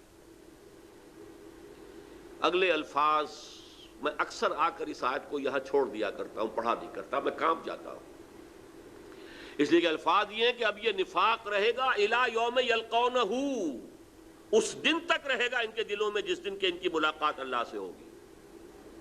اس نفاق کا روگ نکل نہیں سکے گا، میں کانپتا ہوں۔ فَعَاقَبَهُمْ نِفَاقًا فِي قُلُوبِهِمْ إِلَى يَوْمِ يَلْقَوْنَهُ بِمَا أَخْلَفُوا اللَّهَ مَا وَعَدُوهُ وَبِمَا كَانُوا يَكْذِبُونَ، بسبب اس وعدہ خلافی کے جو انہوں نے اللہ کے ساتھ کیا اور بسبب اس جھوٹ کے جو انہوں نے بولا۔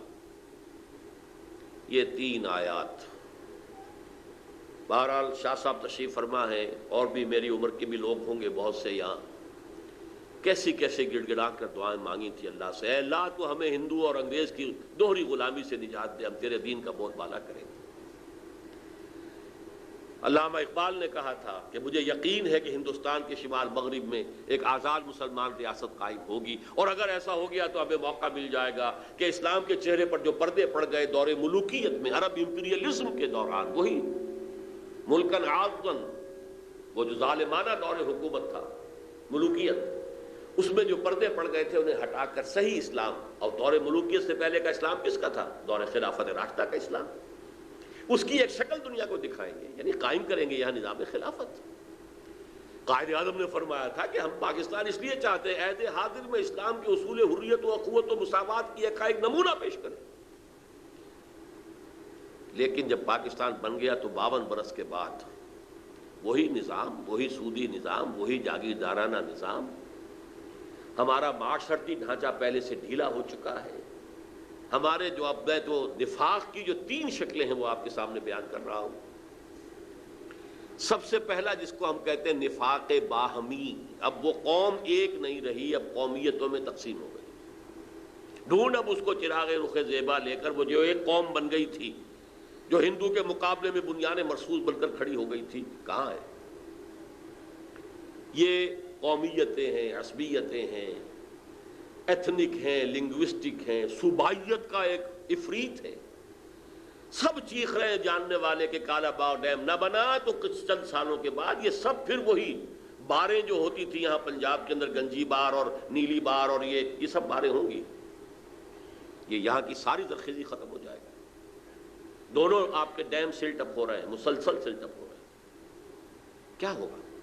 لیکن نہیں، صوبائیت راستے میں حائل۔ اتنا بھاری مینڈیٹ لے کر آنے والے نے بھی بڑا اعلان کر دیا تھا بنائیں گے، پھر کیسے چپ ہو کے بیٹھ جانا پڑا ہے اس کا، اب نام بھی نہیں، ذکر بھی نہیں، کوئی تذکرہ بھی نہیں۔ کیوں؟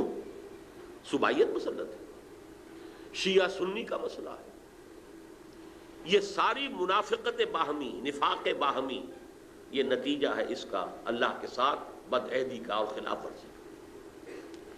سب سے بڑی بات یہ کہ جو اخلاق کا دیوالہ نکلا ہے، مالیات کا جو دیوالہ نکلا ہے وہ تو سب کے علم میں ہے، لیکن اخلاق کا جو دیوالہ نکلا ہے، اور اس کے لیے 2 حدیثیں میں آپ کے سامنے رکھ دوں۔ حضور نے فرمایا، اور یہ متفق علیہ روایت ہے، بخاری اور مسلم دونوں کی، حضرت ابو ہریرہ سے، آیت المنافق ثلاث، منافق کی 3 نشانیاں ہیں، اور مسلم شریف کی روایت میں اضافی الفاظ ہیں، وَإِن صَامَ وَصَلَّى وَزَعَمَ أَنَّهُ مُسْلِمٌ، خواہ وہ شخص نماز پڑھتا ہو، روزہ رکھتا ہو اور اپنے آپ کو مسلمان سمجھتا ہو، لیکن اگر یہ 3 چیزیں ہیں تو کٹر منافق ہے۔ جب بولے جھوٹ بولے، اذا حدث کذب، وَإِذَا وَعَدَ أَخْلَفَ، وعدہ کرے تو خلاف ورزی کرے، وَإِذَا اؤْتُمِنَ خَانَ، جب امانت امین بنایا جائے تو خیانت کرے۔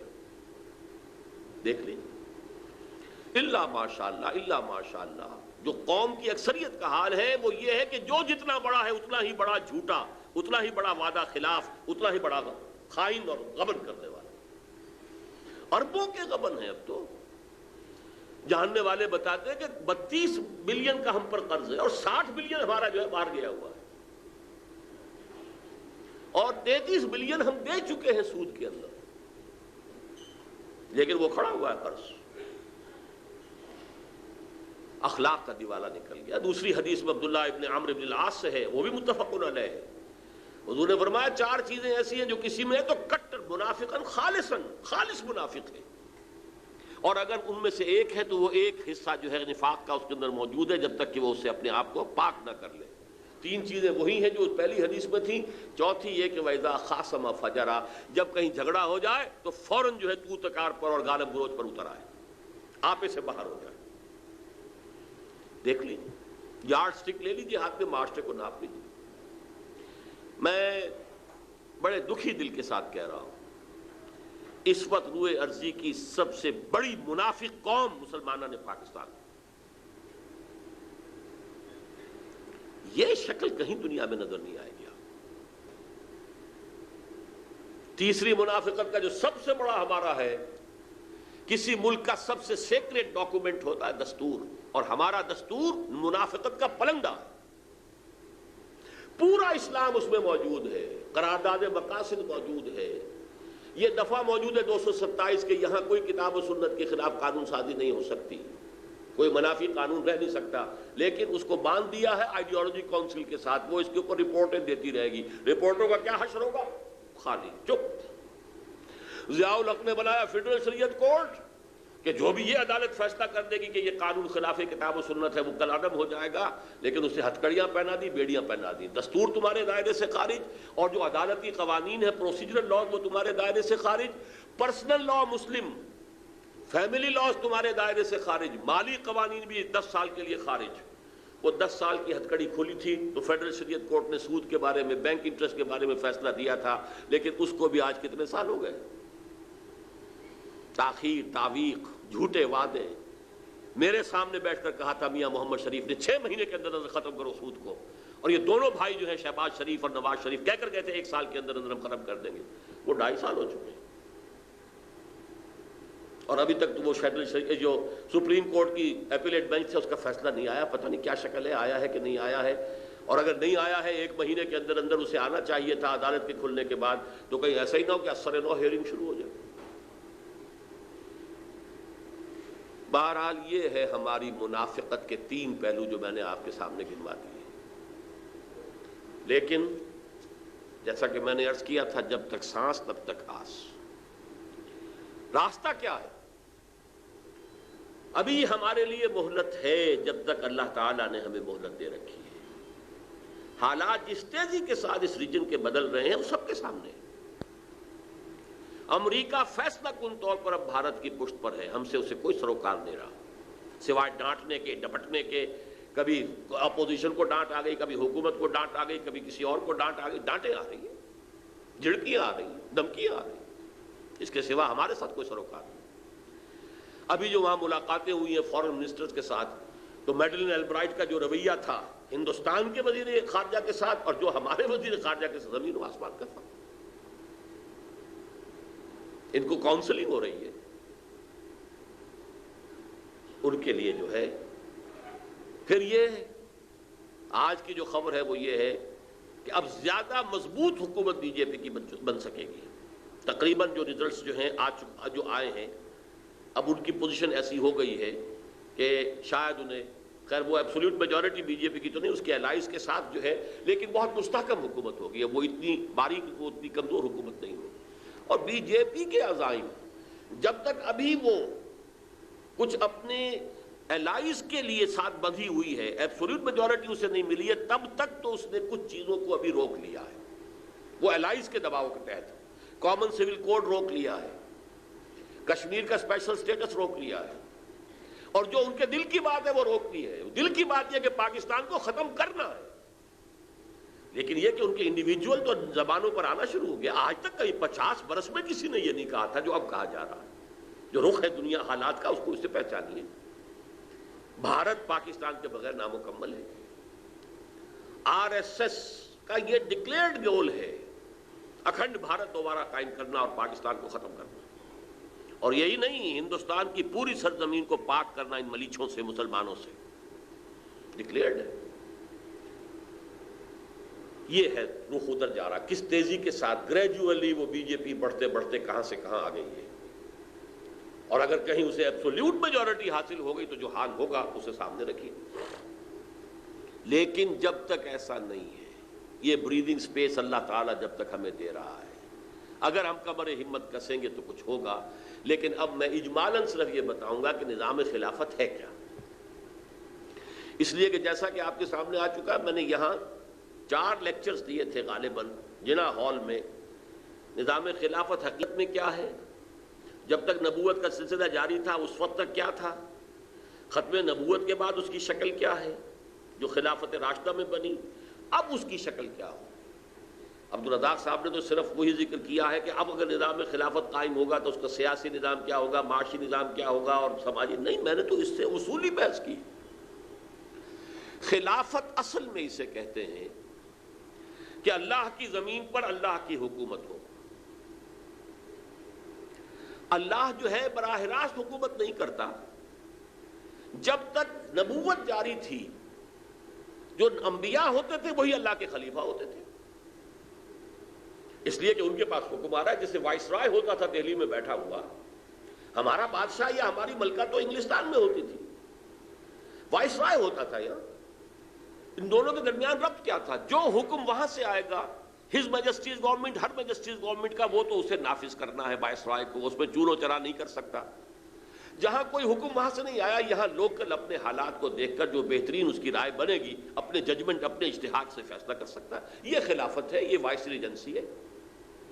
ہمارے لیے تو بہت آسان ہے کہ 1947 سے پہلے جو نظام تھا تقریباً 100 برس جو رہا ہے وہ کیا ہے، 90 برس نظام رہا 1857 سے 1947 تک. اس سے پہلے تو ایسٹ انڈیا کمپنی تھی، لیکن اس کے بعد 1857 کے بعد سے یہ خلافت کا نظام تھا. تو جب تک نبوت چل رہی تھی نبی ہی نمائندہ تھا تو نبی ہی خلیفہ تھا.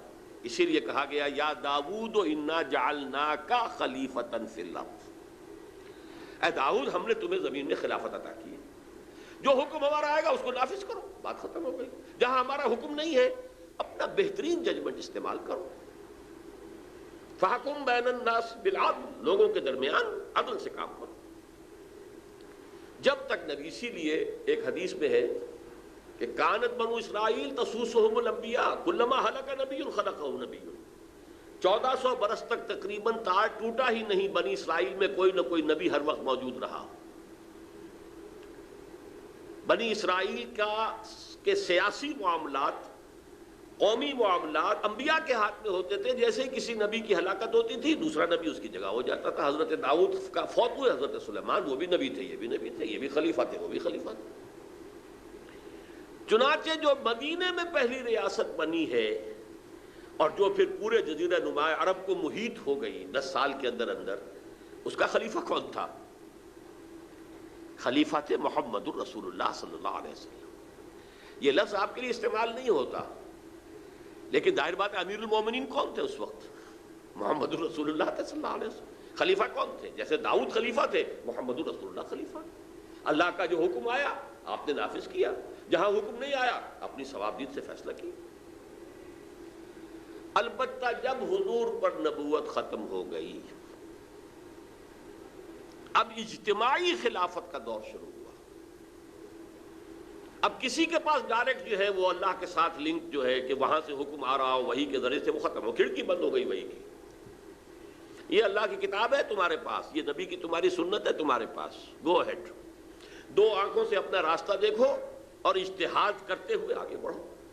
اور اب خلیفہ چنا جائے گا مسلمانوں میں سے. اب یہ الیکٹڈ پوسٹ بنی، یہ نامینیٹڈ بائی اللہ نہیں ہے. یہ جو ہے اہل تشیع کا تصور ہے وہ امامت کا، کہ وہ معمور من اللہ ہوتے تھے. جو ائمہ تھے ان کے 12ویں کو وہ کہتے ہیں کہ روپوش ہیں، ابھی وہ ظاہر ہوں گے. اور یہ کہ وہ معصوم تھے. ہمارے نزدیک معصومیت بھی ختم، نبوت جب ختم ہوئی معصومیت ختم، معموریت من اللہ ختم. کوئی شخص اپنی ذاتی جو ہے کلیم نہیں کر سکتا کہ میں مطاع ہوں، میرا حکم ماننا پڑے گا. نہیں، دلیل لاؤ کتاب و سنت سے، یا پھر باہمی مشورہ سے بات کرو. امرہم شورا بینہم. کوئی شخص کلیم نہیں کر سکتا جو میں کہوں اس کو ماننا پڑ. نو، یہ ابو بکر کا بھی مقام نہیں تھا، عمر کا بھی نہیں تھا، کسی اور کا کیا ہوگا؟ تاب دیگرہ چہ رسد. اس کو کہا ہے حضرت عمر نے امر المسلمین. یہ بہت ایک اہم واقعہ ہے سیرت فاروقی کا. آخری سال تھا ان کا دور خلافت کا، حج پر تھے، لوگ بہت جمع تھے. حضرت عبد الرحمن ابن عوف نے کچھ میں گوئی سنی، حضرت عمر کے پاس آئے رضی اللہ تعالی عنہ کہ میں امیر المومنین، میں لوگوں کی کچھ میں گوئی سن رہا ہوں. وہ یہ کہہ رہے ہیں کہ جیسے ہی عمر کی آنکھ بند ہوگی ہم بغیر مسلمانوں کو مشورے کی مہلت دیے ہوئے فلاں شخص کے ہاتھ پر فوراً بیعت کر لیں گے، ٹائم دیں گے ہی نہیں۔ اب اس میں یہ ذکر نہیں ہے کس کے لیے تھا یہ۔ حضرت عمر نے کہا اچھا تو ابھی اعلان کرو، لوگوں کو جمع کرو، تو میں ابھی خطبہ دوں گا فَمُحَذِّرُهُمْ هَؤُلَاءِ الرَّهَطِ الَّذِينَ يُرِيدُونَ أَن يَخْسَبُوا أَمْرَ الْمُسْلِمِينَ۔ جمع کرو لوگوں کو تاکہ میں وارن کروں ان لوگوں کی سازش کے خلاف کہ جو مسلمانوں کے معاملے کو غصب کرنا چاہتے ہیں۔ یہ تو مسلمانوں کا فیصلہ ہوگا اب کہ وہ مشورے سے طے کریں گے کون ہو۔ یہ تو گویا کہ امر المسلمین کو غصب کر رہے ہیں، غاصبانہ قبضہ کرنے کی اگر یہ خیال ہے کہ اچانک ایک شخص کے ہاتھ پر بیعت کر لیں گے۔ تو انہوں نے یہ پھر مشورہ دیا کہ امیر المومنین یہ موسم حج ہے، ہر طرح کا آدمی آیا ہوا ہے، ہر کونے سے آیا ہوا ہے، خامخواہ یہاں کوئی کنٹروورسی شروع ہو گئی تو کوئی اس کے برے نتائج نکل سکتے ہیں، آپ مدینہ منورہ جا کر یہ کام کیجئے۔ تو انہوں نے مان لیا، مدینہ جا کر پہلا کام یہ کیا ہے کہ خطبہ دیا اور اس میں تفصیل سے کہا کہ یہ امر المسلمین ہے، اگر من بايع اميرا عن غیر مشورۃ المسلمین فلا بیعۃ له، اگر مسلمانوں کی باہمی مشاورت کے بغیر کسی کے ہاتھ پر بیعت ہو گئی تو وہ بیعت جو ہے نل اینڈ وائڈ ہوگی۔ تو گویا کہ خلافت راشدہ میں اب آ کر وہ شخصی خلافت اجتماعی خلافت میں بدل گئی۔ یہاں ہمارے دور کے ایک بہت بڑے مفکر نے اس کو اصل میں جدید جو نظریہ ہے ڈیموکریسی کا اس کے ساتھ پیرلل لانے کے لیے اصطلاح استعمال کی ہے کہ ڈیموکریسی میں کیا ہے، ساورنٹی، یعنی یہ کہ پاپولر ساورنٹی کی بنیاد پر ہے، تو خلافت کیا ہے، پاپولر وائس ریجنسی ہے، پاپولر وائس ریجنسی، لیکن مجھے اختلاف ہے، اس لیے کہ پاپولر وائس ریجنسی اور پاپولر ساورنٹی کے اندر یہ آئے گا کہ ہندو مسلم کوئی بھی ہو، غیر مسلم و مسلمان ہو، سب کی رائے کو اس میں دخل ہوگا، نہیں، یہ نہیں، یہ امر المسلمین ہے۔ خلافت صرف مسلمانوں کا حق ہے جو اللہ کو حاکم مطلق مان کر اس کے سامنے خود اپنی انڈیویجول اختیار کو بھی اس کے قدموں میں ڈال چکے ہیں۔ سپردم بے دو مایا خیش رات و دانی ہم حساب کم و بیشرا، ان کا حق ہے کہ خلافت انہیں ملے۔ یہ خلافت المسلمین ہے، یہ پاپولر اس معنی میں نہیں ہے کہ کسی ملک کے اندر رہنے والے ہندو ہوں، مسلمان ہوں، سکھ ہوں، پارسی ہوں، عیسائی ہوں، وہ سب کے سب جو ہے خلافت کے اہل نہیں۔ پاپولر ساورنٹی سے یہ معاملہ مختلف ہے۔ تو یہ ہے vice regency of the Muslims. چنانچہ یہ میں آپ سے عرض کر دوں، میں بہت مختصر کر رہا ہوں بات کو، میرے پاس آئے تھے یہاں امریکن کونسلیٹ جو ہے اس کے پولیٹیکل آفیسر جیمز ایف کول، یہ ذرا دو سال پرانی بات ہے، چونکہ میرے بیانات خلافت کے بارے میں آ رہے تھے اخبارات میں، تو وہ آئے کہ میں سمجھنا چاہتا ہوں خلافت کا نظام کیا ہے، آپ کی مراد کیا ہے خلافت سے۔ تو میں نے ایک تو اس وجہ سے بھی کہ ان کے لیے معاملہ آسان ہو جائے، اور دوسری وجہ بھی تھی، وہ بھی میں بعد میں آپ کو بتا دوں گا۔ میں نے ان سے کہا دیکھیے آپ اپنے ملک کا دستور لے لیجئے امریکہ کا، اس میں 3 چیزیں شامل کر دیجئے، وہ آج کی دنیا کا بہترین خلافت کا نظام بن جائے گا، وہ چوکا۔ میں نے کہا دیکھیے وہ 3 چیزیں کیا ہیں۔ پہلی چیز کہ یہاں ساورنٹی گاڈ کی ہے، ماسز کی نہیں ہے۔ نمبر 2، وضاحت اور صراحت، یہاں کسی سطح پر، وہ فیڈرل ہو، اسٹیٹ لیول ہو، کاؤنٹی لیول ہو، کوئی قانون، کوئی ہدایت، کوئی انسٹرکشن، کوئی رول نہیں بنایا جا سکتا جو خدا کی کتاب اور اس کے رسول کی سنت کے خلاف۔ دوسری بات یہ طے کر دیجیے، اور یہ بات کہ آیا کوئی شے کتاب و سنت کے خلاف ہے یا نہیں، یہ جیسے آپ کے ہاں ہوتا ہے، دستور کی پروویژن میں اگر کہیں کوئی شہری یہ سمجھتا ہے کہ خلاف ورزی ہوئی ہے تو where does he go? Higher judiciary طے کرے گی کہ کسی معاملے میں کتاب و سنت سے تجاوز ہو گیا یا نہیں ہو گیا۔ تیسری بات یہ طے کرنی ہوگی کہ یہاں غیر مسلم پروٹیکٹڈ مائنورٹی ہوں گے، باقی ہر اعتبار سے مسلمانوں کے برابر ہوں گے، ہر اعتبار سے۔ 2 چیزوں میں شریک نہیں کیے جا سکتے، لیجسلیشن میں شریک نہیں کیے جا سکتے، اس لیے کہ لیجسلیشن کی بنیاد کتاب و سنت ہے۔ they don't believe in either۔ Number 2، جو ہائیسٹ پالیسی ہوگی ملک کی، ہائیسٹ، اس لیول پر انہیں ایسوسیٹ نہیں کیا جا سکتا۔ اس کی وجہ کیا ہے؟ جہاں بھی اسلامی ریاست اور خلافت قائم ہو جائے گی، اس کی ٹاپ پرائرٹی یہ ہوگی کہ یہ نظام پوری دنیا میں پھیلے، یہ ٹاپ ہوگی۔ ظاہر بات ہے کہ ایک نان مسلم سے ہم یہ توقع نہیں رکھتے کہ وہ سبسکرائب کرے گا اس کو اور اس کے ساتھ اس کی سوچ ہوگی، بس باقی ہر شے کے اندر مسلمانوں کے برابر ان کی عقیدے کی آزادی، ان کی عبادت گاہوں کی حفاظت مسجدوں سے بڑھ کر کی جائے گی۔ سورہ حج کی آیت کے اندر جو ہے مساجد کا ذکر بعد میں آتا ہے، صوامع و بیع و صلوات و مساجد یذکر فیہا اسم اللہ کثیرا، مسجدوں کا ذکر بعد میں ہے۔ صومعے اور گرجے اور جو ان کے صلوتے ہیں سینیگاگز، ان کا ذکر پہلے یہودیوں کی حفاظت کی جائے گی، ان کا پرسنل لا ان کو پورا گارنٹی کیا جائے گا۔ اچھا جزیہ سے جو لوگ خام خواہ اسے گالی سمجھتے ہیں، یہ ٹیکس ہے، آج بھی ہر شخص ٹیکس دے رہا ہے، جزیہ دے رہا ہے۔ مسلمانوں سے زکوٰۃ لی جائے گی، ان سے جزیہ لی، ان سے زکوٰۃ تو نہیں لی جا سکتی، but they will have to pay tax. جزا سے ہے یہ، جزا کے معنی ذمہ کسے کہتے ہیں؟ گالی نہیں ہے، ذمہ کیا ہے؟ جس کی حفاظت کا ذمہ لیا اسلامی ریاست نے۔ اگر کسی وقت اسلامی ریاست پر ایسا کڑا وقت آ جاتا ہے کہ ہر شخص کو جنگ کے اندر جو ہے جانا پڑے، تب بھی ہم ذمہ سے نہیں کہہ سکتے کہ تم جاؤ اور لڑو، نو، اس لیے کہ وہ اس کی حفاظت کی تو ہم نے پروٹیکشن کا ذمہ لیا ہوا ہے، وی آر ریسپانسبل۔ جیسے کہ حضرت خالد ابن ولید نے رضی اللہ تعالی عنہ شام میں ایک شہر فتح کیا، وہاں کے لوگوں سے جزیہ کلیکٹ کر لیا، وہاں سے آگے بڑھ گئے، لیکن بعد میں محسوس ہوا کہ رومی افواج دو طرف سے گھیرے میں لے رہی ہیں، ہمیں پسپائی اختیار کرنی پڑی، وہ شہر بھی چھوڑنا پڑا، وہ ساری رقم جو جزیہ کی کلیکٹ کی تھی وہاں سے وہ ان کو واپس کر دی کہ آپ کی حفاظت کا ذمہ ہم نے لیا تھا، اس کا یہ بدل تھا، ہم اس پوزیشن میں نہیں ہیں، ہمیں اس وقت جانا پڑ رہا ہے پیچھے، یہ جزیہ حاضر ہے۔ ان کو آپ ڈرافٹنگ نہیں کر سکتے، فوج کے اندر زبردستی نہیں لا سکتے، لیکن ہر مسلمان وہ لازماً جب بھی ضرورت ہوگی اسے فوج کی سروس کرنی ہے، وہ تو پیپلز آرمی بنے گی وہاں، یہ صرف تھوڑی اسٹینڈنگ آرمی تھوڑی ہوگی، ہر شخص فوجی ہوگا جیسے کہ پیپلز آرمی ہے چائنا کے اندر۔ بہرحال میں نے اس سے کہا یہ تین چیزیں آپ شامل کر دیجئے تو دنیا کا بہترین، اور اس کی وجہ کیا ہے؟ دوسری واقعہ یہ ہے، امریکن سوسائٹی میں دو اعتبارات سے تو قعر مذلت کی انتہا ہو گئی۔ Worst form of economic exploitation, اور جو سماجی ان کا جو ہے پورا فیبرک جس طرح ٹوٹ پھوٹ کر رہ گیا، شرم حیا اور خاندانی نظام۔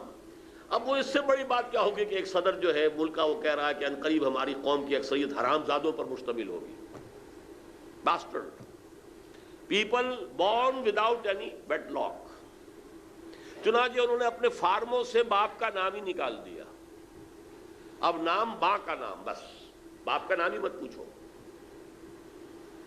یہ حال ان دونوں اعتبارات سے تو انتہائی ذلت کے اندر جا چکے ہیں۔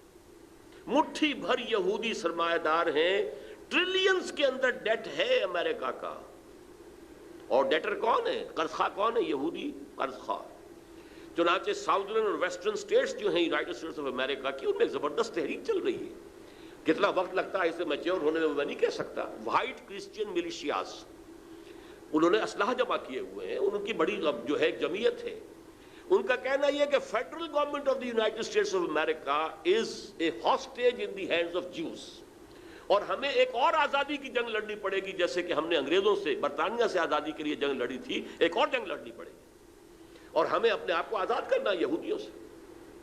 ان کی ہٹ لسٹ پر سب سے پہلے یہودی ہے، پھر مسلمان ہے، پھر وہ جو ایفرو امریکنز ہیں، چاہے عیسائی ہو چاہے مسلمان ہو، لیکن ٹاپ پر یہودی ہے۔ بہت اسلحہ جب انہی میں سے ایک شخص تھا جس نے کہ اوکلاہوما کی جو تھی فیڈرل بلڈنگ جو ہے اڑائی ہے، فیڈرل، اس لیے کہ فیڈرل گورنمنٹ سے انہیں شدید نفرت ہے کہ it's a hostage in the hands of the Jews. اور ان کا واقعہ یہ 1913 کے بعد سے عجیب ہے، ایک ایسا ملک ہے کہ جو اپنی کرنسی کنٹرول نہیں کر سکتا۔ The issue of dollar, control of dollar is the hand of the banks. ان کو نام تو ریزرو بینک وغیرہ دے دیا جاتا ہے، وہ سب پرائیویٹ بینکس ہیں، کوئی وہاں سرکاری حکومت کا بینک نہیں ہے، اور یہ سب یہودیوں کے ہاتھ میں۔ تو بہرحال اس اعتبار سے اچھی طرح سمجھ لیجئے کہ یہ جو نظام ہے دو اعتبارات سے تو نہایت نیچے ہے، لیکن پولیٹیکل انسٹیٹیوشنز کے اعتبار سے ٹاپ پر ہے دنیا۔ انسٹیٹیوشنز کو ایوالو جس طریقے سے کیا ہے، جس طرح صدر کا جو ہے وہاں پر امپیچمنٹ کا ایک معاملہ موجود ہے کہ بھاگ گیا تھا نکسن، امپیچمنٹ کا لفظ سنتے ہی، حالانکہ کس قدر اس کے پاس اختیارات ہیں، اور پھر اس کا جو نظام جو ہے بہت خلافت راشدہ سے ملتا ہوا ہے. صدر کے ہاتھ میں جو اختیارات ہیں، جس کو چاہے وزیر بنائے. وزیر نہ سینٹ سے ہوگا، کوئی ضروری نہیں، بلکہ سینٹ کا کسی آدمی کو وزیر بنائے گا تو وہاں سے اس کو استعفیٰ دینا پڑے گا. وزیر جو ہے نہ وہ کانگریس سے ہوگا نہ سینٹ سے ہوگا. صدر کے ہاتھ میں اختیار ہے، جس کو چاہے وزیر بنائے. جو بھی ایکسپرٹ ہے، مالیات کا ایکسپرٹ ہے، ضروری نہیں کہ وہ الیکشن لڑ کر بھی آ سکتا. کوئی ہے جو ڈیفنس کے معاملات کا بہت بڑا ماہر ہے، ضروری نہیں کہ اس کے پاس بلینز ہوں. وہاں بلینز کے بغیر تو الیکشن لڑا نہیں جاتا. not necessary that he should be able to succeed in an election. یہ نظام بہترین اور ڈی سینٹرلائزیشن کی یہ انتہا ہے کہ کاؤنٹی لیول کے اوپر تھانے دار بھی الیکٹڈ ہے. شریف میئر الیکٹڈ، تھانے دار الیکٹڈ.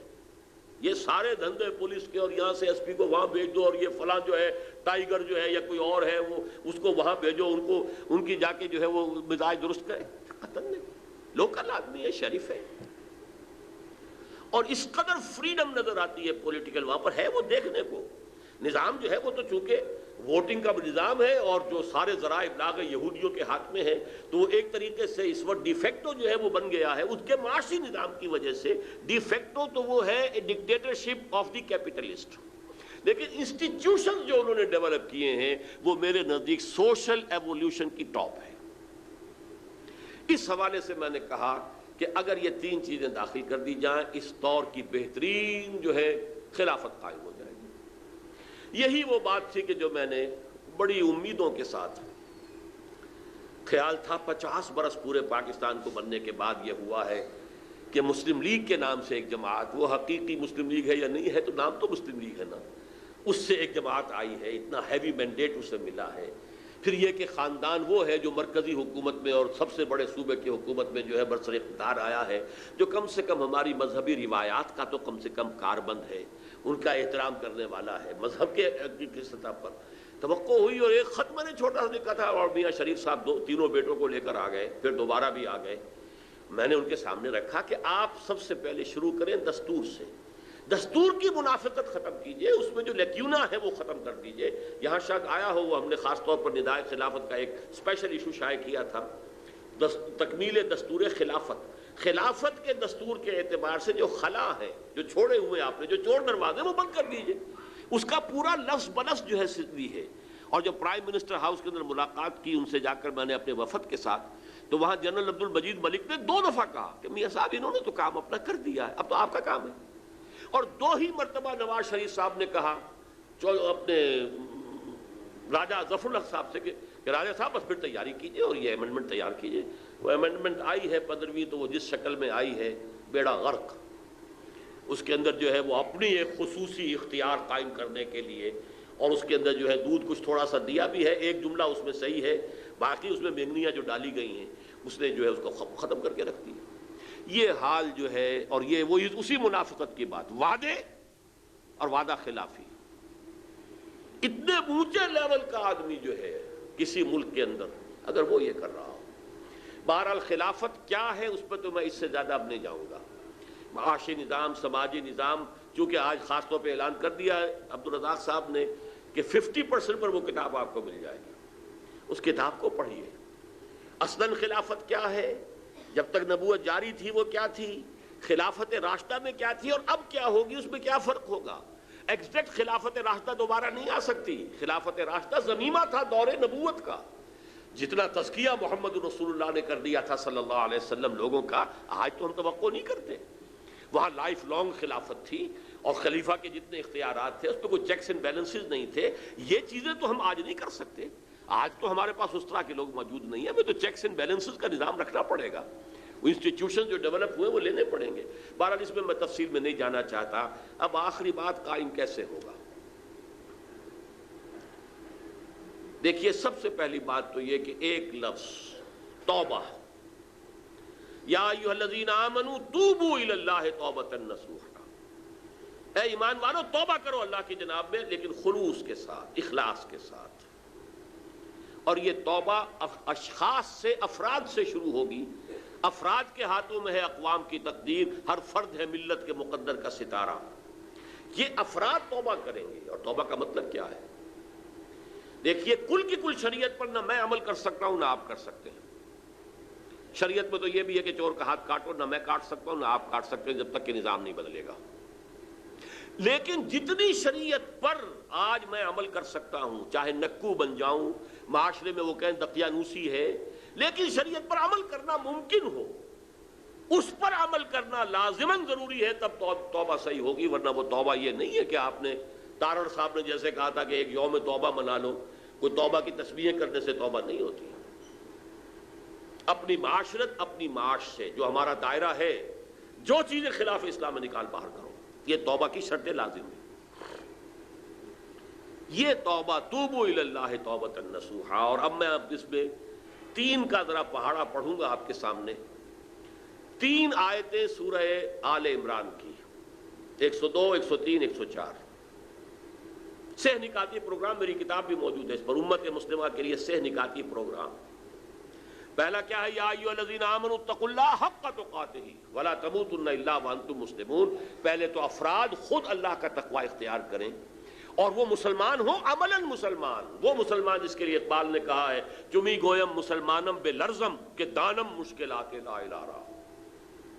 وہ مسلمان ہوں۔ جب تک یہ نہیں ہوگا کچھ نہیں ہوگا، نعروں سے، جلوسوں سے، جلسوں سے، دھرنوں سے کچھ نہیں ہوگا۔ آپ ڈسٹیبلائز کر دیں گے کسی گورنمنٹ کو، کوئی ہنگامہ ہو جائے گا، ہو سکتا ہے حکومت ختم ہو جائے، کسی کی بساط لپٹ جائے، کوئی اور بساط کھل جائے، چہرے بدل جائیں۔ جب تک افراد کے اندر، اشخاص جب تک تیار نہیں ہوں گے، افراد جب تک نہیں ہوں گے کہ جو شریعت پر کاربند ہوں۔ نمبر 2 نقطہ کیا ہے؟ وَاعْتَصِمُوا بِحَبْلِ اللَّهِ جَمِيعًا وَلَا تَفَرَّقُوا۔ ایک بات میں اور عرض کر دوں آپ سے، وہ ایک بڑی پرانی نظم ہے، دولت ہست کے یابی سر راہ گاہے، تے شود جلوہ 100 سالہ بآہ گاہے، زیادہ 100 سالہ بآہ۔ کبھی ایسا بھی ہوتا ہے، کوئی اچانک بھی کوئی چیز ہو جاتی ہے، اللہ تعالیٰ کی طرف سے کوئی شکل ہو جائے۔ جیسے خلافت جو حضرت داؤد کی ہوئی تھی، بالکل اچانک ہوئی تھی، یہ نہیں تھا کہ حضرت داؤد نے پہلے لوگوں کو جمع کیا ہو، ایک جماعت بنائی ہو، ایک جمعیت بنائی ہو، پھر اس کی جد و جہد ہوئی ہو، پھر کوشش کر کے، اور پھر وہ جو نظام قائم ہو۔ نہیں، وہ تو بنی اسرائیل کی اور ان کے دشمنوں کی ایک جنگ ہو رہی تھی، جالوت جو مشہور ہے، گولیت۔ جنگ کے اندر وہ سب سے پہلے باہر نکلا، اور وہ غرق آہن تھا، اور تھا بھی جو ہیکل، ادھر سے کوئی نہیں نکل رہا تھا، پورا لشکر جو ہے کانپ رہا ہے کہ اس کا مقابلہ کون کرے گا۔ حضرت داؤد ایک نوجوان لڑکے، گڈریے، گوپیا ہاتھ میں، اس میں پتھر لے کے مارتے تھے۔ انہوں نے کہا میں تو اپنے گوپیے سے کے پتھر سے شیروں کے جبڑے توڑ دیتا ہوں، یہ نامختون، یہ گویا سب سے بڑی گالی ہے بنی اسرائیل کی، جس کی ختنہ نہیں ہوئی۔ حضرت ابراہیم کی چونکہ سنت تھی ختنہ، تو جو بھی غیر ابراہیمی تھے وہ سب نامختون کہلاتے تھے۔ اس نامختون کو میں واصل جہنم کروں گا۔ انہوں نے اپنے گوپیے میں رکھ کر، بس نشانہ کچھ ایسا تھا کہ وہ جو آنکھ کا سوراخ تھا اس کی زرہ بختر میں، وہ اس میں سے وہ سیدھا جو ہے وہ پتھر گیا ہے، اور کلیجے کو اس نے بھیجے کو جو ہے پاش کر دیا، مر گیا۔ یہاں سے وہ ابھرے، پھر اللہ نے انہیں بادشاہت دے دی، طالوت نے اپنی بیٹی بیاہ دی، بادشاہ ہو گئے۔ یہ اس طریقے سے بھی ہو سکتا، اللہ کرنا چاہے تو کوئی عجیب بات نہیں۔ ایران میں بہرحال انہوں نے اپنے علماء کی حکومت قائم کی، بادشاہ کے دور سے بہت بدلے ہیں، بہت بدلے ہیں، بہت بدلے، کوئی شک نہیں۔ ہوا کیا تھا، جیسے یہاں اینٹی بھٹو تحریک تھی، ویسے ہی وہاں پر سیاسی تحریک شروع ہوئی تھی، لیکن یہ کہ وہاں اس میں لیفٹسٹ بھی تھے، رائٹسٹ بھی تھے، لبرلز بھی تھے، آرتھوڈاکس بھی تھے، اور ان سب نے مل کر جو ہے تحریک چلائی۔ یہاں بھی یہی تھا، 9 جماعتیں تھیں، اس میں لبرل بھی اور آرتھوڈاکس بھی اور بریلوی بھی، دیوبندی بھی، اہل حدیث بھی، پھر یہ کہ ولی خان بھی اور پگاڑا بھی اور اصغر خان بھی، سبھی تھے۔ ایسے ہی وہاں بھی تھا، تودے پارٹی بھی تھی، عوام بھی تھے، مہدی بادرگان جیسے لوگ بھی تھے، علماء بھی تھے، مجاہدین خلق بھی تھے۔ ایک پولیٹیکل موومنٹ تھی جو یہاں تھی۔ پی این نے بعد میں اسے آپ نے بپتسمہ دے کر نظام مصطفیٰ تحریک بنا دیا، وہاں پر بھی یہی تھا۔ لیکن یہ کہ یہاں آرمی نے اس کو کو کیا ہے، کو بائی آرمی، وہاں کو بائی کلرجی ہو گیا۔ یہ بھی ایک اتفاقاً بات ہو گئی۔ محض علماء جو ہیں وہ اس پوزیشن میں نہیں تھے کہ وہ انقلاب برپا کر دیتے اور شاہ کے خلاف مقابلے میں کھڑے ہو جاتے۔ وہ تو اتفاق یہ کہ ان کی چونکہ علماء کی تنظیم بڑی مضبوط تھی، گریڈیشن بڑی نمایاں تھی، واضح تھی، اور ان کے اندر ایک شخص جو ہے بہت نمایاں طور پر جو ہے آؤٹ اسٹینڈنگ اس کا ایک مقام بن چکا تھا، اس نے کو کر لی۔ اسی طریقے سے افغانستان میں کیا ہوا ہے، کوئی دعوت نہیں، کوئی جماعت نہیں بنی، کوئی اس کے لیے کوئی جد و جہد نہیں ہوئی. وہ تو یہ کہ ایک مصیبت آ پڑی، کمیونسٹ ریولوشن آیا تو کچھ لوگ کھڑے ہوئے، معدود چند جنہوں نے اس کے مقابلے میں کوشش کی، معدود چند لوگ. لیکن جب روسی فوج آ گئی تو اب علماء کے نزدیک بھی قتال فرض ہو گیا کہ کسی مسلمان ملک پر اگر غیر مسلم جو ہے کوئی حکومت حملہ کرے تو قتال فرض ہو جاتا. اب یہ ہمارے جو ٹریڈیشنل علماء وہ کھڑے ہو گئے. قوم کے اندر یہ جذبہ تھا حریت کا، تو جو بھی ہوا امریکہ نے جس قدر سپورٹ کیا، مدد دی، روسی چلے گئے، اب وہ آپس میں لڑے. ان کی آپس کی لڑائی سے جو لوگ تنگ آ گئے تھے تو اس میں چند نوجوان اٹھے ہیں اور اللہ نے انہیں کامیابی دے دی ہے. وہ طالبان کی حیثیت سے 95% رقبے کے اوپر اس وقت جو ہے، اور انہوں نے چونکہ علماء تھے، طالب علم تھے، انہوں نے اسلامی جو ہے قوانین نافذ کیے. فرق صرف یہ ہے کہ ایران میں خالص فقہ جعفری ہے، یہاں خالص فقہ حنفی ہے. اس سے زیادہ وسعت نظر نہ وہاں ہے نہ یہاں ہے. لیکن یہ کہ اس کے اوپر غور کیجئے. ایک تو ہے یہ اتفاقاً کچھ ہو جائے، کسی ذریعے سے ہو جائے. فرض کیجئے کہ ضیاء الحق صاحب واقعتاً جب آئے تھے اور نظام مصطفیٰ تحریک نے جو جوش اور خروش پیدا کر دیا تھا، تحریک پاکستان سے کہیں بڑھ کر تھا وہ جوش و خروش اس وقت کہ جو مسلمانوں میں تھا. اگر وہ تل گئے ہوتے کہ کم وقت میں نے اب یہاں نافذ کرنا ہی کرنا ہے، کوئی ریزرویشن نہ ہوتی، کوئی تدریج کا معاملہ، انہیں تو فکر یہ رہی کہ میری حکومت نہ جائے، میں ہوں گویا کہ یہاں کا پروٹیکٹر، لہذا اس کو بھی راضی کرنا ہے، فلم سٹاروں کو بھی راضی رکھنا ہے، فلاں کو بھی کرنا ہے، آرٹسٹوں کو بھی راضی رکھنا ہے، مولویوں کو بھی ذرا خوب اچھا ان کو 5 اسٹار ہوٹل کے اندر ٹھہرا کر انہیں بھی راضی رکھنا ہے. اس میں انہوں نے سارا موقع ضائع کر دیا. چنانچہ یہ بات میں آپ سے جو کہہ رہا ہوں ان کے منہ پر میں نے کہی تھی. 20 اگست 1980 کو، ابھی 3 سال ہوئے تھے انہیں آئے ہوئے، پہلا علماء کنونشن تھا، اس میں انہوں نے مجھے بھی دعوت دی تھی. میں نے کہا تھا مجھے اجازت دیجئے کہ میں آپ سے کہوں، کیونکہ 2 آرڈیننس لے کر آئے تھے وہ، ایک زکوٰۃ آرڈیننس اور ایک حدود آرڈیننس، اور اسی پر کہہ رہے تھے کہ مجھے ہمیں بتایا جائے کہ یہ ٹھیک ہے کیا ہے، فیڈ بیک چاہیے، ویسے تو سیاست کا میدان بند ہے. میں نے کہا سب سے پہلی بات جو میں کہنا چاہوں گا، مجھے اجازت دیجئے کہ آپ نے نظام مصطفیٰ تحریک کی ساری سٹیم آؤٹ کر دی. 3 سال گزار دیے آپ نے، جو اصل وقت تھا کام کرنے کا وہ آپ نے جو ہے گزار دیا، وہ تو سٹیم ہی نکل گئی. اب آپ کی چیزیں جو ہے اس کی مخالفت میں لوگ کھڑے ہو جائیں گے، اور ہو گئے. اہل تشیع نے 50,000 نے جا کے گھیراؤ ڈال لیا، اور یہ کہ ہم زکوٰۃ نہیں دیں گے، زکوٰۃ سے ایگزم کیے جائیں. شیعہ سنی کا فرق ڈال دیا، بے شمار سنیوں کو شیعہ بننے کا جو ہے راستہ کھول دیا. بہرحال اگر ہوتا یہ کہ واقعتاً ان کے اندر وہ ارادہ ہوتا کہ چاہے میں رہوں نہ رہوں اسلام تو آئے گا، تو کچھ ہو سکتا تھا. لیکن یہ چیزیں وہ نہیں ہیں کہ جس سے ہم پلان کر سکیں. پلاننگ کے لیے ہمیں سیرت النبی کی طرف روشنی جو ہے وہ اپنی نگاہ کرنی ہے. حضور نے کیسے کیا صلی اللہ علیہ وسلم، جیسے کہ حضرت امام مالک نے فرمایا، یہ میری احادیث آپ کو اس کتاب میں مل جائیں گی. ان کا قول، لا يصلح آخر هذه الامه الا بما صلح به اولها، اس امت کے آخری حصے کی اصلاح نہیں ہو سکتی مگر اسی طریقے سے جس سے پہلے حصے کی اصلاح ہوئی تھی. آخری حصہ اس حدیث کی روح سے جو میں آپ کو بتا چکا ہوں، خلافت علی منہاج النبوہ. پہلا حصہ وہ بھی خلافت علی منہاج النبوہ، جیسے وہ قائم ہوئی تھی ویسے ہی اب قائم. وہ طریقہ ہے یہ کہ سب سے پہلے افراد جن میں ایمان اتنا گہرا ہو جائے کہ وہ شریعت جس پر بھی وہ عمل کر سکتے ہو. سودی کاروبار ہے، ختم کریں. اگر وہ پراٹھے نہیں کھا سکتے، 2 وقت روٹی نہیں کھا سکتے، 1 وقت روٹی کھائیں، ٹھیک ہے.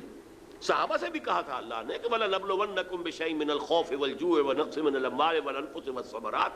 تو یہ تو امتحان لینے ہیں اللہ نے.